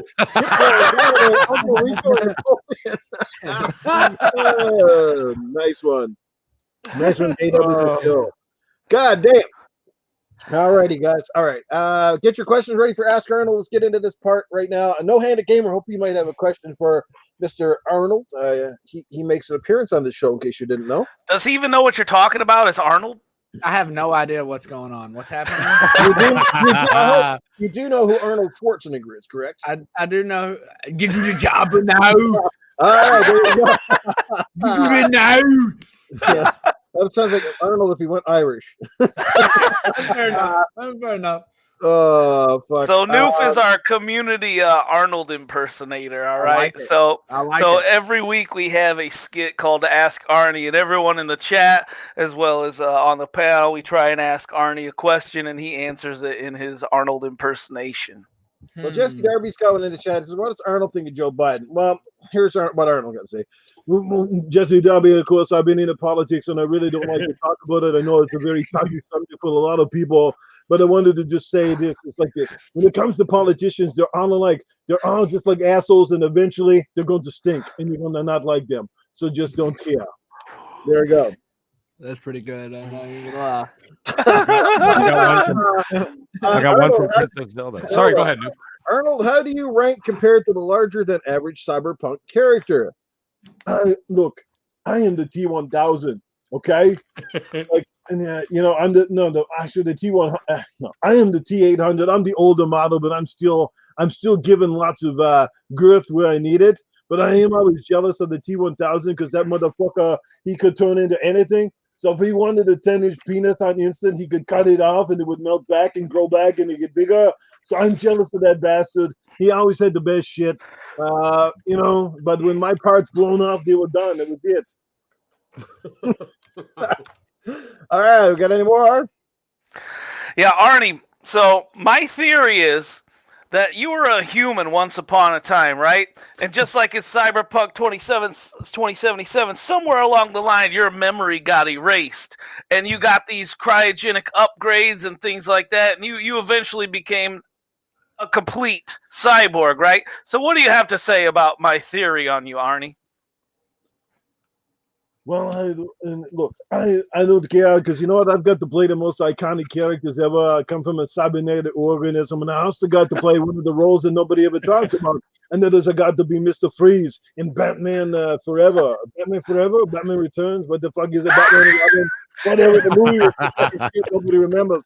But anyway, I was there outside George Clooney, Mr. Nipples. I was there, okay?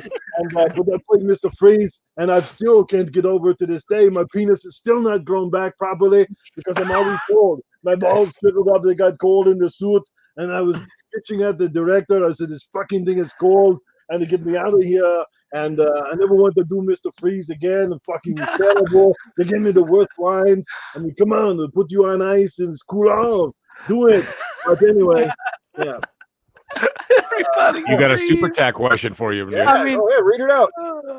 All right, this is a $5 super chat from J-Dub is a shill, best name in the business. Does Arnold think Series X or S will outsell PS5 in the US? You know, guys, I know I love America and it's awesome, but I can't help it. I'm going to tell you, it's not looking good for the Xbox. PlayStation is going to kick his ass. I don't know why everybody's got the hard on for PlayStation.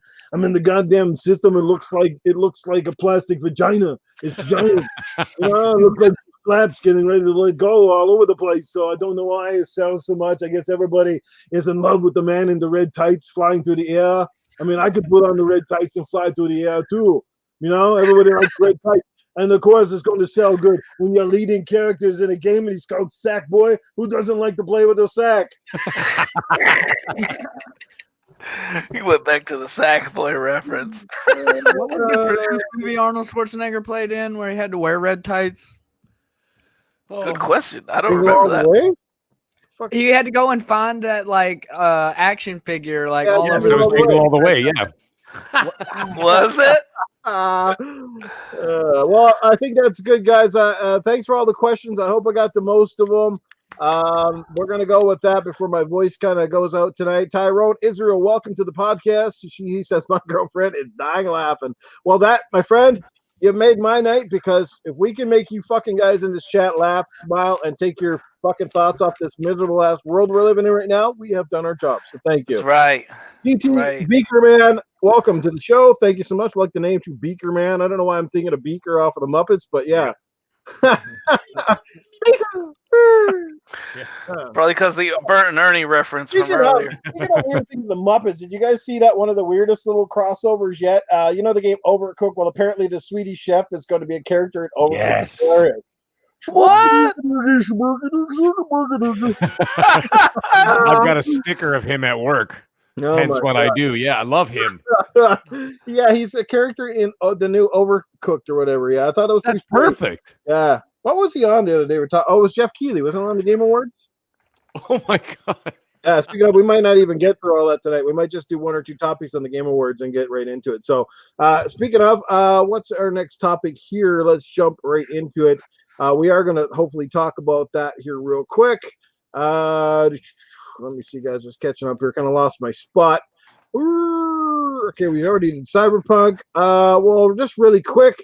New Gears 5 campaign DLC is out. I heard it's got good review off of IGN. It takes about 3 hours to beat it. Has any of you guys played it? Are you excited about it? Are you going to try it? I just downloaded it. I'm going to be playing it after this particular podcast. If you haven't played it or you got no thoughts on it, I mean, is it cool that they dropped this right now? Kind of a little bit of a saving grace for the lack of content, so to speak, at a first party.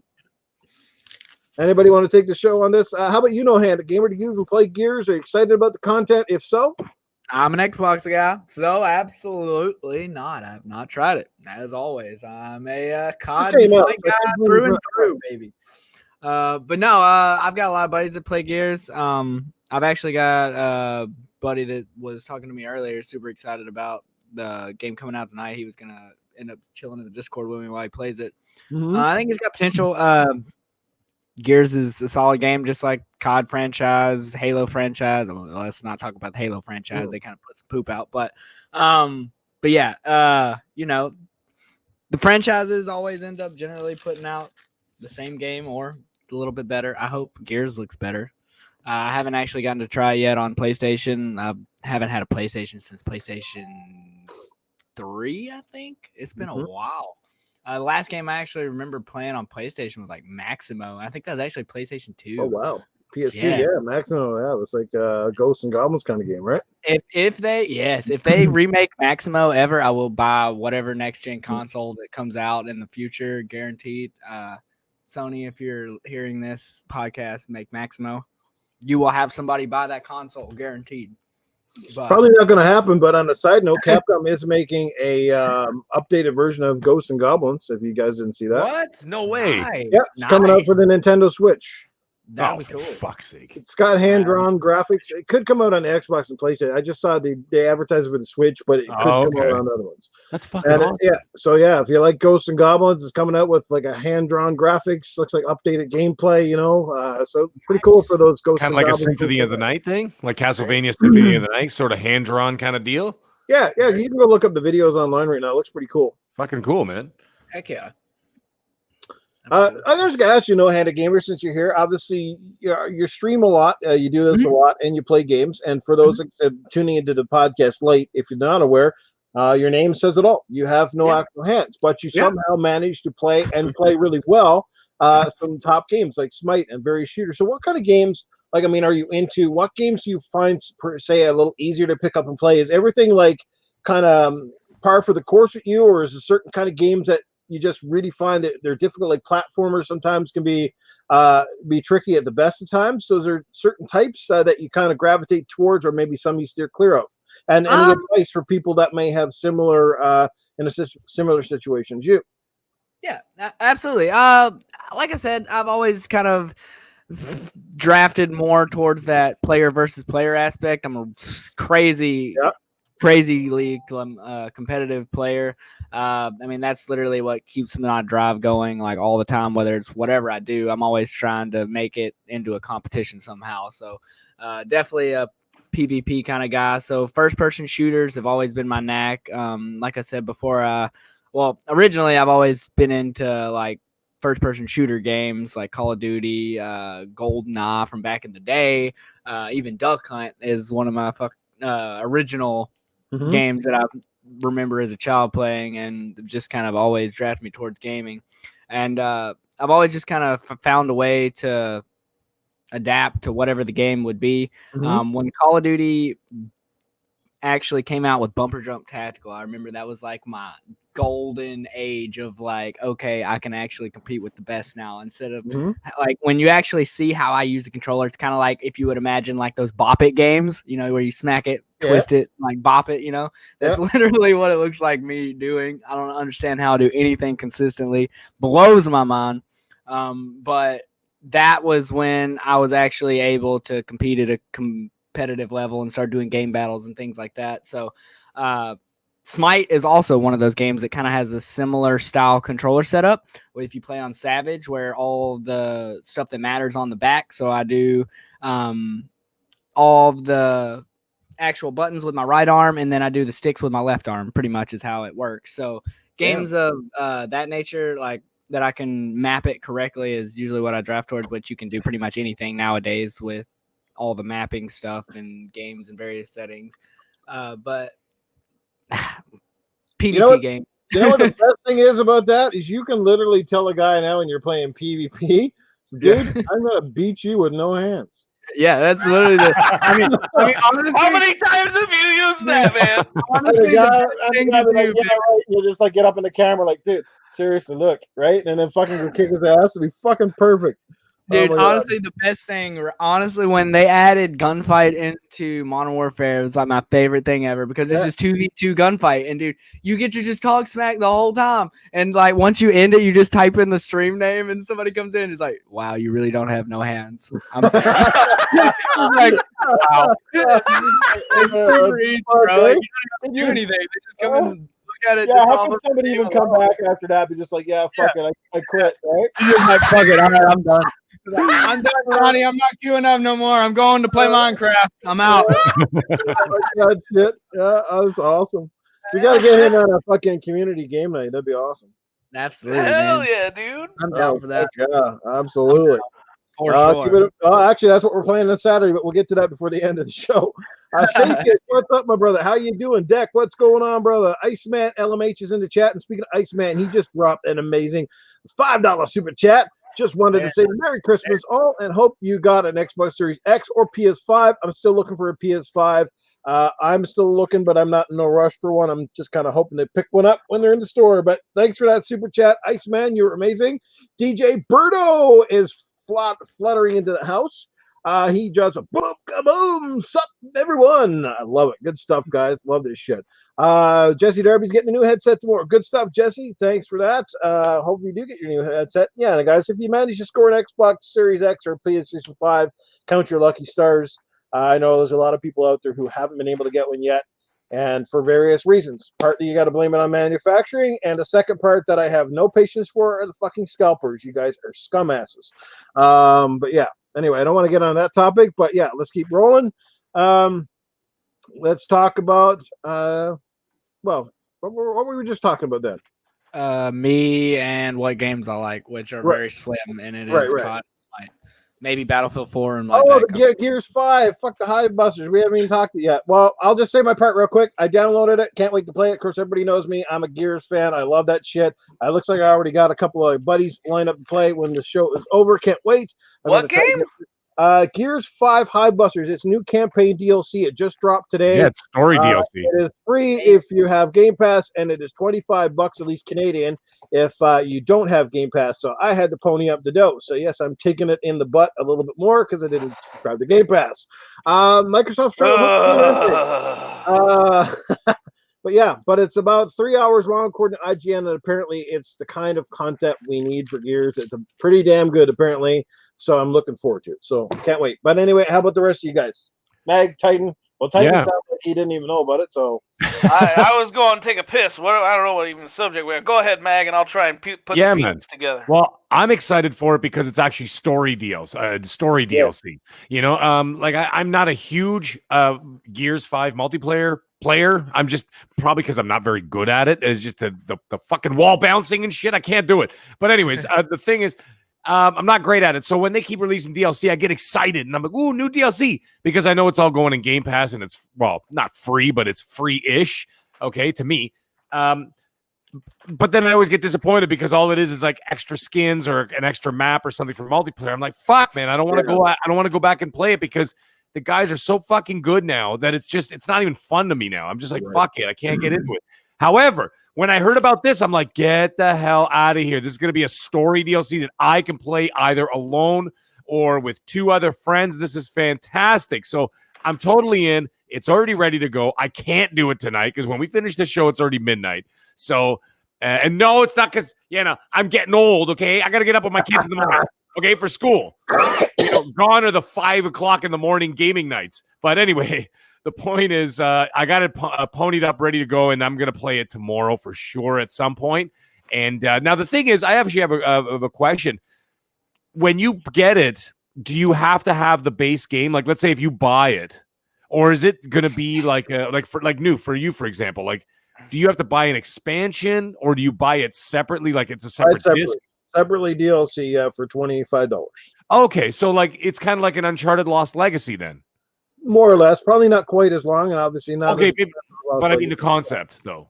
Yes, exactly, and it is like it's got something to do with the Hive, and you play those guys from you play the characters that were in that, what do you call it, that horde mode that they have? Yeah, and the dude with the funny beard, and the bald head, and all those guys. Yeah. That was actually a great mode. I enjoyed that. I enjoyed that. Yes, that's what it was. Escape. Yeah, I enjoyed that. That was actually kind of fun. A little stressful, but it was fun because you're always trying to go against the clock, right? But anyways, I'm really excited for it. I want to see what they're going to do. And from what I saw, one of the games I did download when I got the Series X was Gears 5 because I heard I think Dealer was talking about it, Rand was talking about it, and they're like, "Oh my God, you got to see Gears 5 on the Series X," because they got it. What is it, like a week or two before the consoles even came out. So, and they weren't allowed to play new games. So they had to download games that were already in the catalog, and they were talking about it. So I downloaded that day one just to check it out, just to see the campaign, because it's supposed to be magnificent. So, anyways, I'm excited for this, but I won't be able to give my verdict till next week because, like I said, I can't play tonight, and I'll play tomorrow, though. Sounds good. Mark, what about me? Hello? I haven't forgotten about you. Mark, the super chat. Okay, we'll get to the super chat. You can read it up, Titan, but just Treacherous God in chat brings up, if you're not sure about this one, this is not standalone DLC, guys. You have to have the Gears game or have it downloaded from your Game Pass. So you have to have Gears 5. Like I said, you just can't pick it up and just play it straight out of the box. So just a heads up on that, okay? All right, Noof is going to torture me a little bit here because we have a super chat from X Burke. Welcome, X Burke. I'm Titan Drago. I'm part of the panel. He says, being an older gamer myself who remembers the day I witnessed Pong with amazement, I'm interested in Noof and Mag's first experience. Go ahead, Noof. Maybe he thinks you've never had an experience, Titan. I'll keep it simple real quick. The first experience, Sega Master System with Jungle Hunt and Hang On that came packed in the box. I'm pretty sure that was my first experience with gaming. If that's exactly what you mean, if he's talking about something else, well, that was a different story entirely. Let's just say I'm surprised the first girl I ever got with, I probably needed a fucking roadmap to find everything. Let me just tell you. And Titan, the reason why he didn't ask you is because all you play is Smite. Anyhow, all right. At least he's got a reason. That way. Oh God, sorry, Hunter. I'll feel you there, bro. I'll feel you there, bro. Don't worry. I got you. I've been throwing javelins at Titan for about a month now about Smite. Every time he says something, I just kind of the jabs come. But anyhow, X Burke.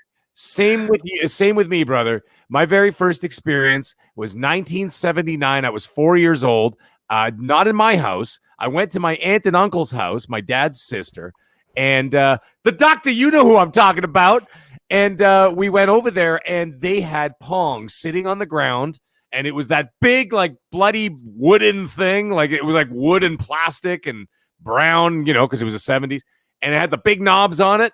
And there it was. And you had a choice of 3 games. You could play handball, you could play tennis, or you could play hockey. They even had a hockey one where it had like a little open end and whatever. And like you had the 2 guys in front of there. And that's what it was, man. And it was Pong. And every time we went to that house, I would race down to go to that TV to go play that Pong. And never went back, never looked back, dude. Look at it now. 40 odd years later, here I am, still playing games and doing podcasts talking about it. So it is, one of the loves of my life. But anyways, I hope that answers your question. Oh, Cerebral Paul in the chat's calling us youngins. What was your first game, Paul? Fucking rolling a fucking a wind down the street with a fucking stick? Oh, Jesus Christ! Yeah, you have to go back even further. Like Christ. What was fucking before that? Like what, you know? Yeah, I don't. What was it? Seeing how fast you could sneak the fucking neighbor's panties off the line and sniff them? Well, I did. Jesus, Noof. That's not a video game. That's a nightmare. There was like some guy in the 60s who had he created like the very first video game. He was like a German scientist. And it was like this like big metal controller. And he's like, okay, so what you have to do is you have to get the ball off of the thing and the ball rolls down and then you have to guide to other side. Yeah. And it was like that kind of thing. Right. And it was really funny. But yeah, you could actually hear the machinations clunking inside and the clockworks moving. And it was considered the very first video game. You have to look it up. You'll have to look it up and you'll see it's this German scientist created it. It's pretty cool stuff. But yeah, I mean, if you're that fucking old, you should already be in bed. I hope you had your porridge and your tea and go get your ass to bed. Hey, man, maybe they drank some G Fuel, man. You got to be up at 3 a.m.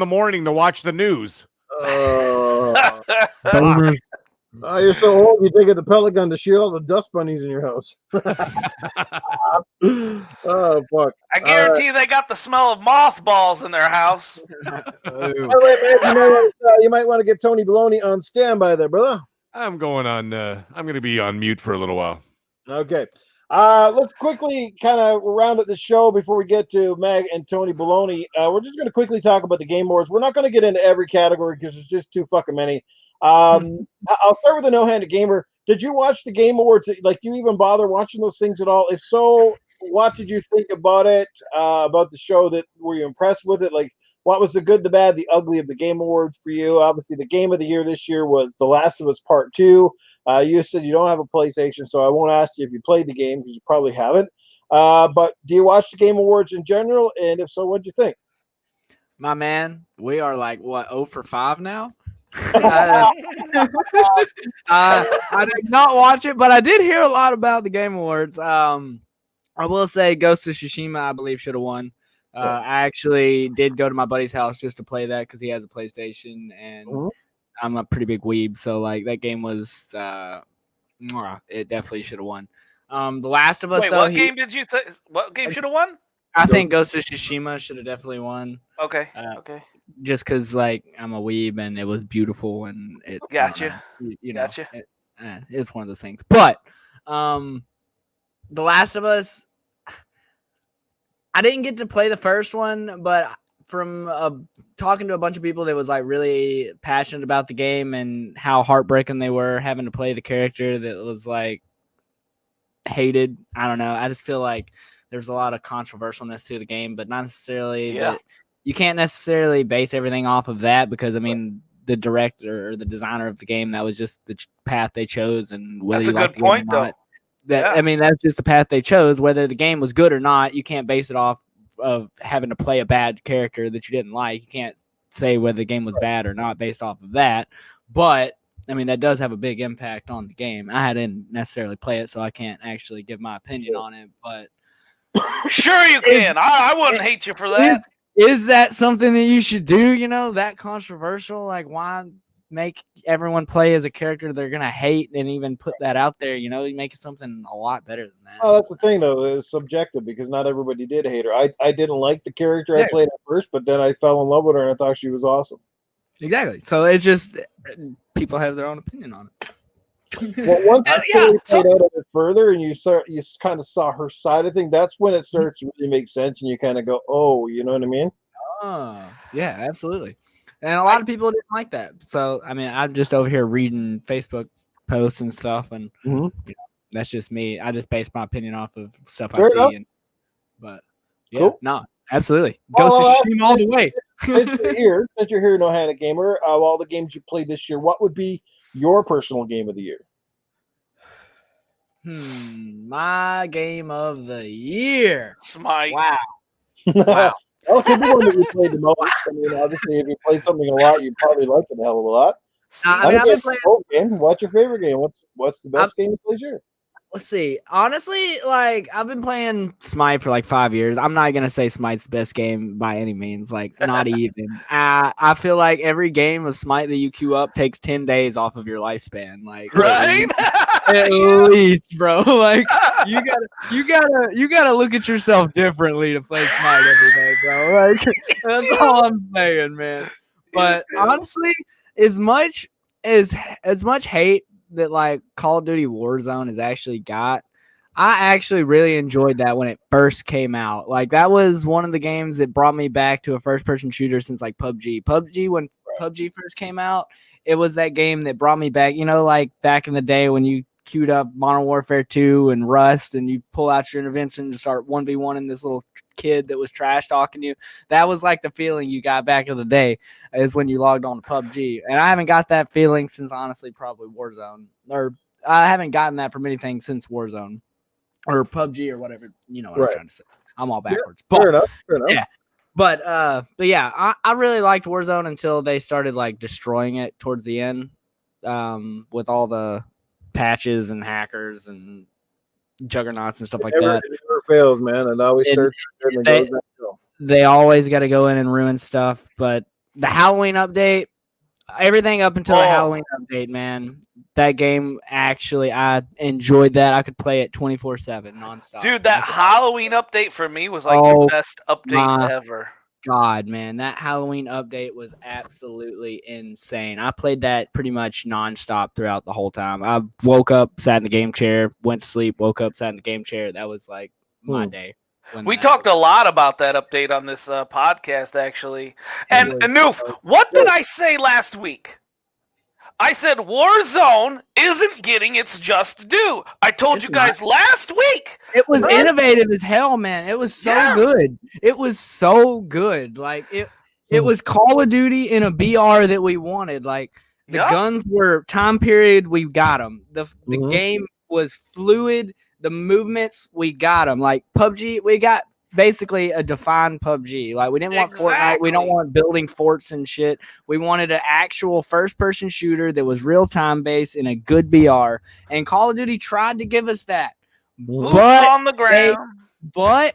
They cater to the bad players too much in that game. They make every gun super easy to kill with and super broken to where it's so meta hungry that you have to run the best of the best or else it's like impossible to win. Don't stand a chance, or you've got to it happens with Gears went the same way too. Gears was great when the first multiplayer came out, and then of course guys whine, "Oh, the Lancer's too OP," and you did this with the shotgun, and they just keep fucking it up till now the Lancer's back to being useless again. It's like you might as well just have a fucking pellet gun. Why break everything? Just make everything broken, or just make everything not, and just let it be. But I think honestly, tomorrow's the update when they're doing the crossover between Cold War and Modern Warfare, and I think this is just going to be one of those kind of ploys where it's going to force you to buy Cold War because all those guns are going to be so OP compared to the Modern Warfare guns, and it's going to force you to get that game, man. It's not going to be good. It's going to be crazy to see how that works out. I'm getting on like morning. It's gonna be rough. What did you think of the Game Awards? I mean, Microsoft kind of showed up big time at this awards. I mean, what do you think of the award show overall? I mean, we were talking about the nominees last week, and this week we actually know the winners. I mean, obviously the game of the year was the one that I predicted would win. No real surprise there. I don't think there were most people, although it was pretty tight. A lot of people were going to Ghost or it's the last. So what do you think about the Game Awards? And obviously being an Xbox guy, mostly, Microsoft kind of surprised us a little bit at this one. So how'd you feel about it all? What was the standouts to you, and what things could have used improvement? Yeah, everything that No Hand said and more from me, man. I'm telling you guys, COD should have been Game of the Year. It brought, it literally took the best BR out there and made it realistic, made it smooth, made it 60 FPS on the Series X. It worked. It had the best seasonal update with that October update. How do you not back together? Yeah, like how do you not give Call of Duty like I don't know how you don't even give Call of Duty its respect here, because I told you guys last week, I said third person over the shoulder dominates these game awards. And if it isn't third person over the shoulder, kiss your chances at Game of the Year goodbye, okay? The majority of people would rather be told a story in a video game from that perspective with good graphics. End of story, right? And apparently bugs be damned too, because like, granted, there's bugs in every game, but I do remember seeing a lot of game-breaking bugs and glitches from The Last of Us 2 when it released. Apparently, you know, over a little bit of time, we forget about those things, but especially in that one area with the grassy courtyard, and whenever your character would jump on a horse, I saw all kinds of game-breaking bugs with that. Even the story, right? Being as split down the middle as it was, whether you loved it or hated it, where, you know, whether you liked playing as a character or not, and the decisions you had to make, apparently that doesn't matter as well. How are you going to divide the community literally in half with the decisions you have to make and the story being played out as The Last of Us 2 did? Granted, yeah, it made you feel, attached to the story, which is a huge point. I'll give you that. But still, the community was split. You cannot tell me the community was not split on the decisions that they made with The Last of Us 2. How the fuck can you guys tell me that is the Game of the Year when you split your goddamn community in half? Because it's Game of the Call Year. of Duty is out there fucking raping shit, making billions on fucking DLC. Billions on billions on kids question, bro, billions. The fact that Call of Duty is still, you know, one of the most fun games out there, period, right? But, you know, Call of Duty really just hasn't, it's kind of been, to me personally, like, while they're all good, they're just kind of in status quo for so long, and maybe that's just because they pump one out year after year after year, and they all kind of start feeling very similar. Yeah, but this one was different. This is Warzone. I'm not talking about Modern Warfare. I'm not talking about Cold War. I'm talking about Call of Duty Warzone. Well, the even whole then, separate thing completely. I'm glad that you said that. Because even then, you know, they pump out one year after year. Granted, but still Modern Warfare is year, better than any other COD that's been out in the past 10 years, at least. Exactly. Right. Well, there's that, and also last year's COD, did it have a campaign? No. No. Did this one? Modern Warfare had a It campaign. had, yeah, exactly. It had everything and then some, right? And Warzone was insane, bro. Insane. Yeah. It brought the boys back together like classic Modern Warfare 2 did, bro. It literally did. We knew we would not be playing, our second or third community game night on COD Warzone now if this game wasn't so good, right? The only reason I'm not playing it right now and I went to Smite is because of the stupid Juggernaut stuff that they put in. That made me mad. No, not Call of Duty. The Modern Warfare is awesome. The multiplayer is fire, man.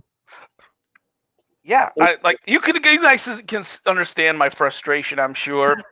And granted, I know you guys know I'm not a PlayStation fan, and I'm not a super fan of the first-person genre. Just like No Hand over here, I'm a multiplayer, faceted gamer, just like he is. And like, what you gotta think, man, when a game sells. Yeah, it is good. And you know what?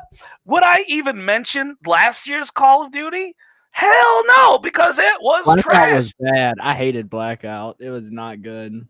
Yeah, but this one literally, like No Hand said, it brought the old school players back into it, man. The old guys. There's so many like 25 to 35-year-old COD players right now. It's insane, dude. Right. There's so many.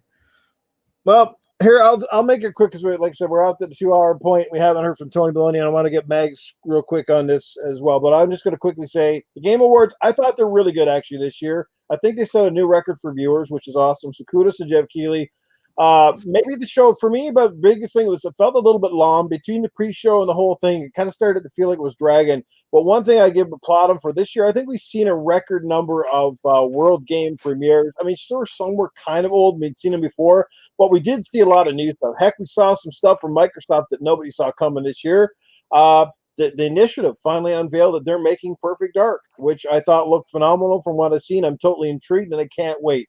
We also saw BioWare come back in a big way, teasing Dragon's Age, but most importantly, Mass Effect, and it looks like they're returning to the the traditional storyline, because we saw one of their most popular characters.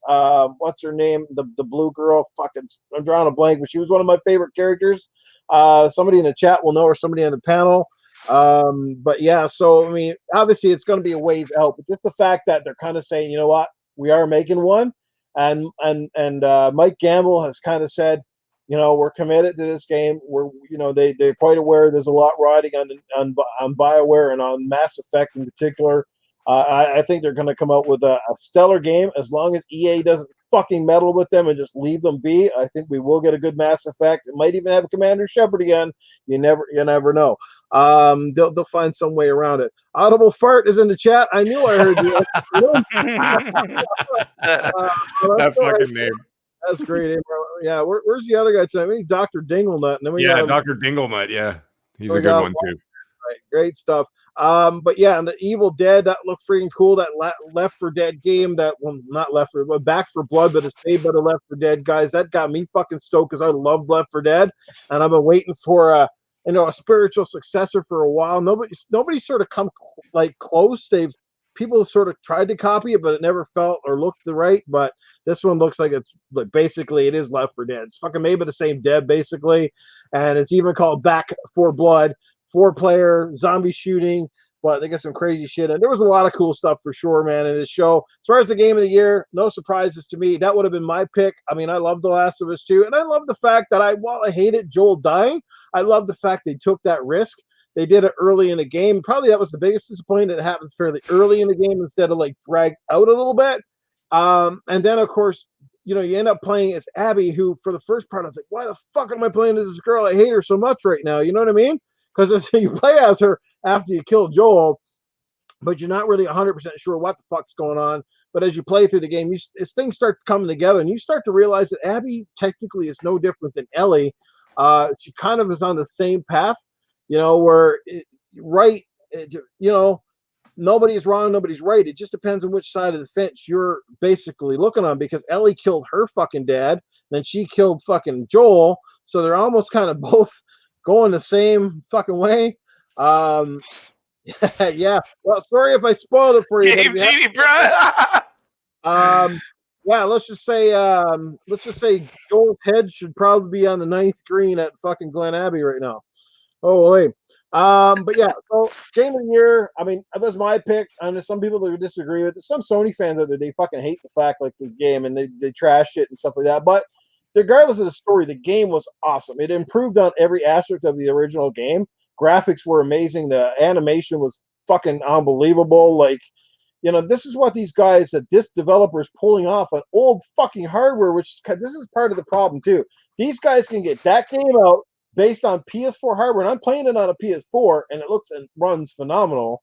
And yet other games that are coming out today are fucking so fucking faulty. And it's like, where's the divide? Why is there one team can fucking make miracles, and then other teams are constantly fucking? Now, I mean, I guess I'm not a game developer, and there's a lot more compute going on in open world stuff, and that is a large part of it. But still, do you know what I'm saying? So yeah, well, the thing is, Microsoft, they want a Game of the Year contender. Well, we've got the formula: third person, over the shoulder, great graphics, good story, and as few bugs as you can make it. That's the formula. And Treacherous God, that was one I want to talk about. Laura Bailey deserved to win at the Game Awards. She won it for Abby in best performance, and I agree with that one. And it was nice to see her get a very tough year. So, I mean, there was a lot of good nominees. As far as the esports stuff, that fucking shit makes me laugh. I have could give two fucks, but some people love it. So kudos to them. I thought it was a good show. I mean, obviously, yes, it felt like the PlayStation Award show because, once again, most of the games that seemed to win or were dominating the awards were PlayStation oriented. But that's just, you can't fault them for the fact that, the last 5 or 6 years, love them or like them, they've had quality fucking games. So they're on another level right now, and Microsoft has to take note. They need some of the same games that ilk, and it's the credit won't come until they make games that can stand on the same shoulders of giants. Microsoft has already solidified that they know how to do racers. They've already solidified that they can do fucking shooters, and I have no doubt that Halo Infinite will be fucking amazing. But what Microsoft has struggled with is, again, the stuff that Sony's excelled at, and that is that third-person, story-based, focused-in kind of adventure, action, RPG sort of game element. So, but that's all. I thought the Game Awards were really good. Other than that, Mag, how did you feel about it? Any surprises? And how did you feel about Microsoft kind of coming out in a big way? No surprises from me in terms of the winners. I mean, I knew that Last of Us 2 was going to sweep pretty much across the board.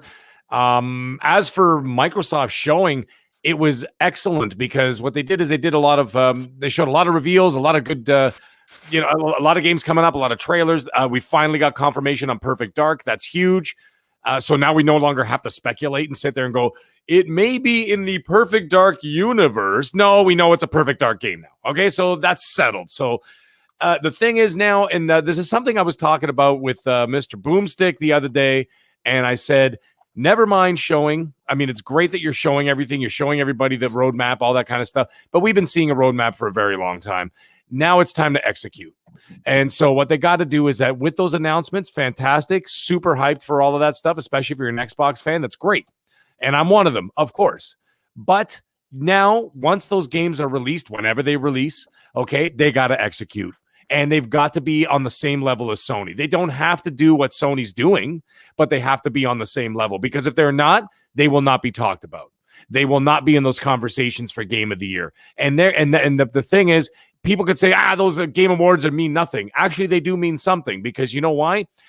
Those games that are up for Game of the Year, and a lot of those games that win Game of the Year, they fucking deserve it. One way or another. Whether you agree with it or not, they're there for a reason, because they are top tier. Okay? And because they're top tier and they're unforgettable experiences. And that's what Microsoft needs to bring to the table now. Now that they've got the studios, they got the clout, they got the money, they got the devs, they got everything. Everything. They got all their ducks lined up in a row. Now they got to they got to stick the landing. You know what I'm saying? And so the Game Awards was the perfect way to set the tone for 2021. Now they got to execute on that tone for 2021 and 2022 and beyond. As for the awards itself, good pacing. I actually kind of like without the crowd there. Although what kind of sucks is without the crowd, you don't get that reaction. You know what I mean? Like, you remember last year when they had the what's it called? When they had the Series X reveal, and like the audible gasp from the audience, you know, and the cheering and stuff. I mean, that's a lot of fun because it brings a lot more hype to the table. So it's kind of weird to not have that all the time, whatever. But especially in this, you know, COVID world and whatever else, and this digital whatever show that they put on. But anyways, all in all, it was a good show. It was entertaining, and again, way too many categories. I don't know. I mean, I understand the esports is huge, but did you need like 10 categories for esports? Like I just like a couple to be all right, but like, you know, I don't know. It seemed like a bit much. But anyways, all in all, good times. And to me, no surprises. The only surprises that came was from the Microsoft announcements, because I believe it was what's his name, Greeny said the day before, he said to temper expectations, and well, we got more than what I was expecting. Exactly. So that was great. Yeah. That's usually the best way to do it. It seems to be more of a win more often than not when you just say fucking nothing and show up, as opposed to kind of going on for weeks in advance, and then you come out and like let the air out of the fucking balloon every time. Exactly. Yo. Yeah. Yo. All right. Yeah. Well, any further thoughts on the Game Awards? We don't have to beat it to death. It's over, done. Another year in the books. Like I said, I thought the show was great overall. I thought, like I said, there was a lot of content this year, a lot of surprises. Looks like 2021 is going to have some incredible fucking games, no matter what platform you're on. All that stuff. So pretty excited, man. No doubt about it. So anyway, He had a good point. Game of the Year should go to every game genre, one per game genre. I like that idea. For sure. Mm-hmm. Okay, that's interesting. Yeah, every genre. I know they have action game of the year, and they usually have RPG game of the year. I still think that sports category is fucked up when they got sports and racing in the same category. When there's enough fucking racing games to warrant, and enough sports games every year to warrant their own fucking category. Yeah. But yeah, esports will get fucking 20 for like best coach. Yeah, best coach. Press the X button. Press the X button. LB. Fuck. But anyway. All right, let's I think there's a special guest in the room. I heard him come in the door. Yes. Man, who needs no introduction, but here he is, the one, the only, Tony Baloney.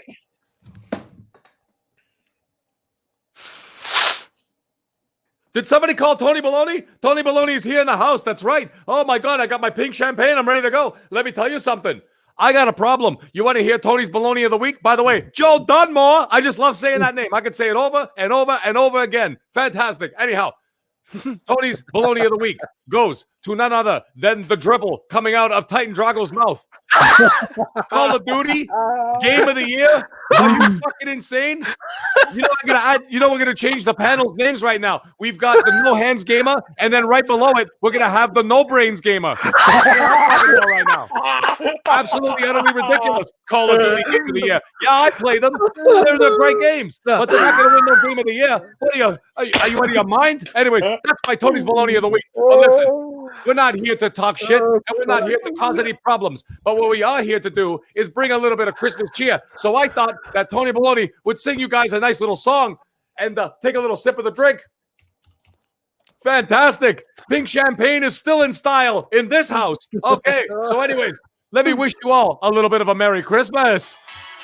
We got some music.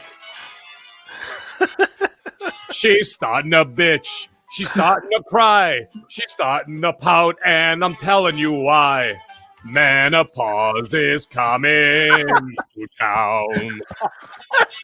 That's right. He's starting to sweat. She's starting to shout. You're sitting here wondering what the fuck this is about. Menopause is coming to town. Yeah. He's a bitch when she is sleeping. She's a bitch when she's awake. Yeah. So grab yourself a mallet and a real sharp wooden stake. Hey, I'm telling you straight. For your sake, I hope it's just the period's late. It's coming to town. Hey, Tony Baloney, a little bit of Christmas cheer, everybody. And let me tell you something. Y'all better come in next week because we got ourselves a hell of a show. Tony Baloney will be here. He'll be dressed. He'll be in style. He'll be in shape. And he will not be talking about no Call of Duty as Game of the Year. So anyways, Tony Baloney would like to wish everybody a happy, good evening. And we'll see you all next week. Oh, my God. Dude, I'm fucking crying over here, man. God damn, that was great. Oh, God. How the fuck does this podcast not have more than fucking 80 people in it, man? Fucking genius. God damn. Oh, man. Price of admission, baby, right there. Who fucking needs comedy? We got it all in this podcast, man. Come on. It's gaming, news, opinions, and fucking comedy. I love it. Great shit, man. There you go. No Hand of Gamers like, fuck it, I'm out. I'm never coming back. That was I loved it. Oh, man. I want to make sure it's clear. I did not say Call of Duty's that good, okay? That's not me. That's all. That's not me. That's not me. That's Tony Baloney. That's not me, Tony Baloney. That's not me. Tony Baloney's back in the green room, man. He's nuts. You got to watch out for that guy. He drinks way. I don't want to be on his bad side. I just wanted to make that clear. Tony Baloney. I did not say that. That's all. Have a good that's side. all Titan. That's all Titan. Bad side and another bad side. That's it. That's all he's got. Oh no. No. You just don't want to be caught in Tony Baloney's crosshairs, is all. That's right. He will roast you. There you go. Well, Tony Baloney Mag. for him tonight. God damn. Yeah, he was. Mag, that was the best Tony Baloney. To send my regards. And real quick, Mag, did you know that I made parodies? Did you know that was my YouTube, what my YouTube was all about? Me and this Tony Baloney might have to Titan's got to bring back a parody or two. He had some good ones, yeah. Oh, that's right. His crap game room was pretty damn good, let me tell you. That was the most popular one for sure. Those crotches. All right, I don't think we have any more topics for the night, but what a fucking way to end the show. We probably did, but you know what? Fuck it. We're out over the time limit. Let these guys get out of here. I just want to remind everyone that next week it will be our final podcast for 2020. We'll be back in the new year, so don't worry. Not our final podcast ever. Really disappointed that Primal couldn't make it out with tonight, but maybe we'll be lucky enough maybe to get her to make an appearance at least next week. We will try. But yeah, so let's get everyone out of here. And I'm going to promise you this. the no-handed gamer, I want to get him back on soon. I really want to do a one-on-one with him because the stuff he told me outside of the stream tonight is fascinating. I'm still fascinated, and I think more people should hear his story. You know, how he got into gaming, how he managed to deal with adversity and stay positive amongst it all. Like I said, he's kicking people's asses, and the man doesn't even have fucking thumbs and fingers. It's impressive. So kudos to him.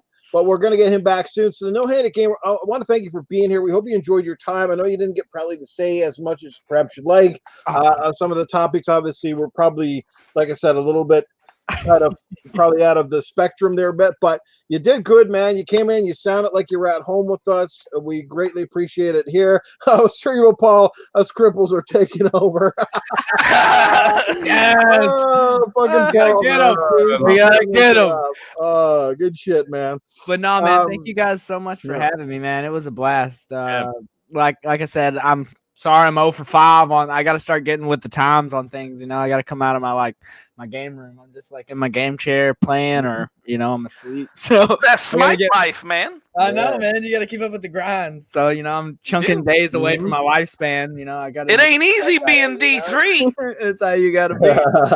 But no, thank you guys so much for having me on. It was a blast, and absolutely, I'd love to be back whenever you have me. We'll have you back. I promise. I definitely said I want to do a one-on-one. So let people know in the chat where they can check out some of these amazing streams that you do, or how they can catch you on Xbox and maybe hook up and play a game with you. Absolutely, yeah. So I stream pretty much daily, Monday through Sunday on twitch.tv/The No Handed Gamer, and then you can pretty much find me on Instagram, Twitter, Facebook as well at The No Handed Gamer, and The No Handed Gamer is my gamer tag. So there you go. I like the logo too, by the way. It's kind of cool. Easy peasy. Good stuff. And the chat's been fucking amazing tonight, and talk about them in just a second. Let's get over to the panel. Who wants to go first on the outro? Titan, who gets the bringing the common back to sense award tonight, my brother? All right, for my outro, find me at everything at Titan Drago, everyone. I'm talking Xbox, Twitter, and YouTube. And if you sent me a friend request on Xbox like Jesse Darby did, make sure you send me a message. If you're not named Jesse Darby and you're named Jesse the fuck off on Xbox, fucking let me know, okay?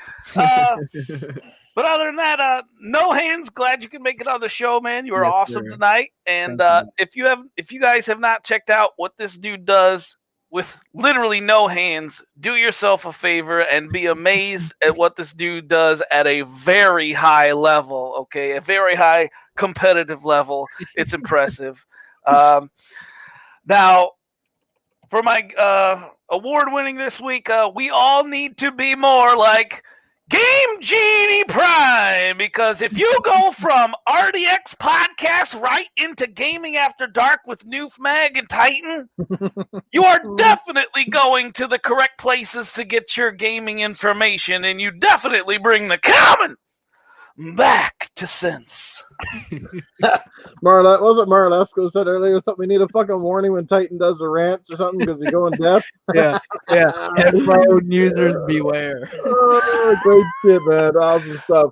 Let's head over and get to the mag, my brother. Yes. Where can people check you out? Obviously, you've been a very busy man, and like I said, man, the stuff you're doing right now is fucking hilarious.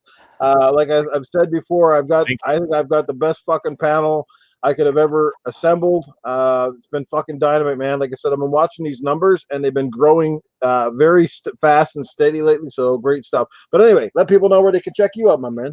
Yes, well, you can catch me here every Tuesday night at 10 p.m. Eastern Standard Time on Gaming After Dark with, of course, Noof Nukem, Titan Drago, and our guest of the week. And speaking of our guest of the week, the No-Handed Gamer, you were awesome tonight. So cool, so chill, so relaxed, well-informed, and a lot of fun, man, and we'd love to see you back here. So, yes, that's every Tuesday night. Every Monday night, you can catch me live at 8 p.m. Eastern Standard Time on Primetime Gaming with Mr. Boomstick XL and friends. And, of course, you could follow me on Twitter at The Middle Age Game Guy. That's with a GY at the end.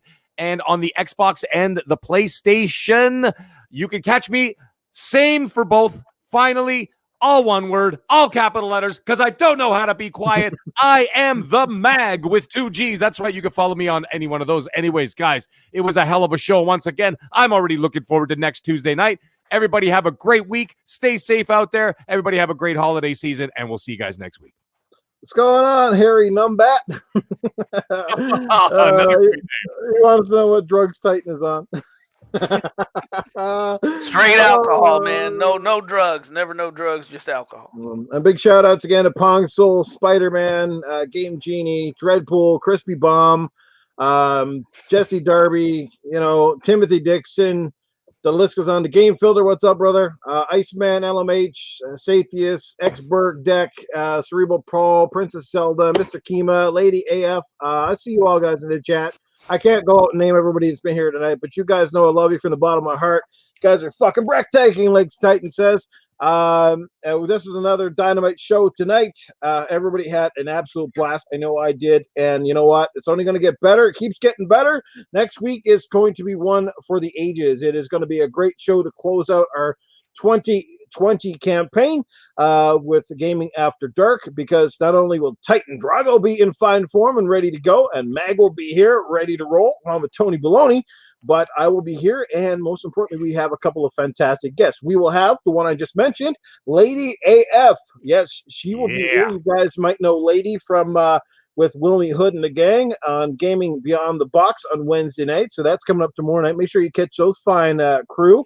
You can catch her there, always sipping a drink, but the girl is funny as fuck, and she is ready to throw down with us next week.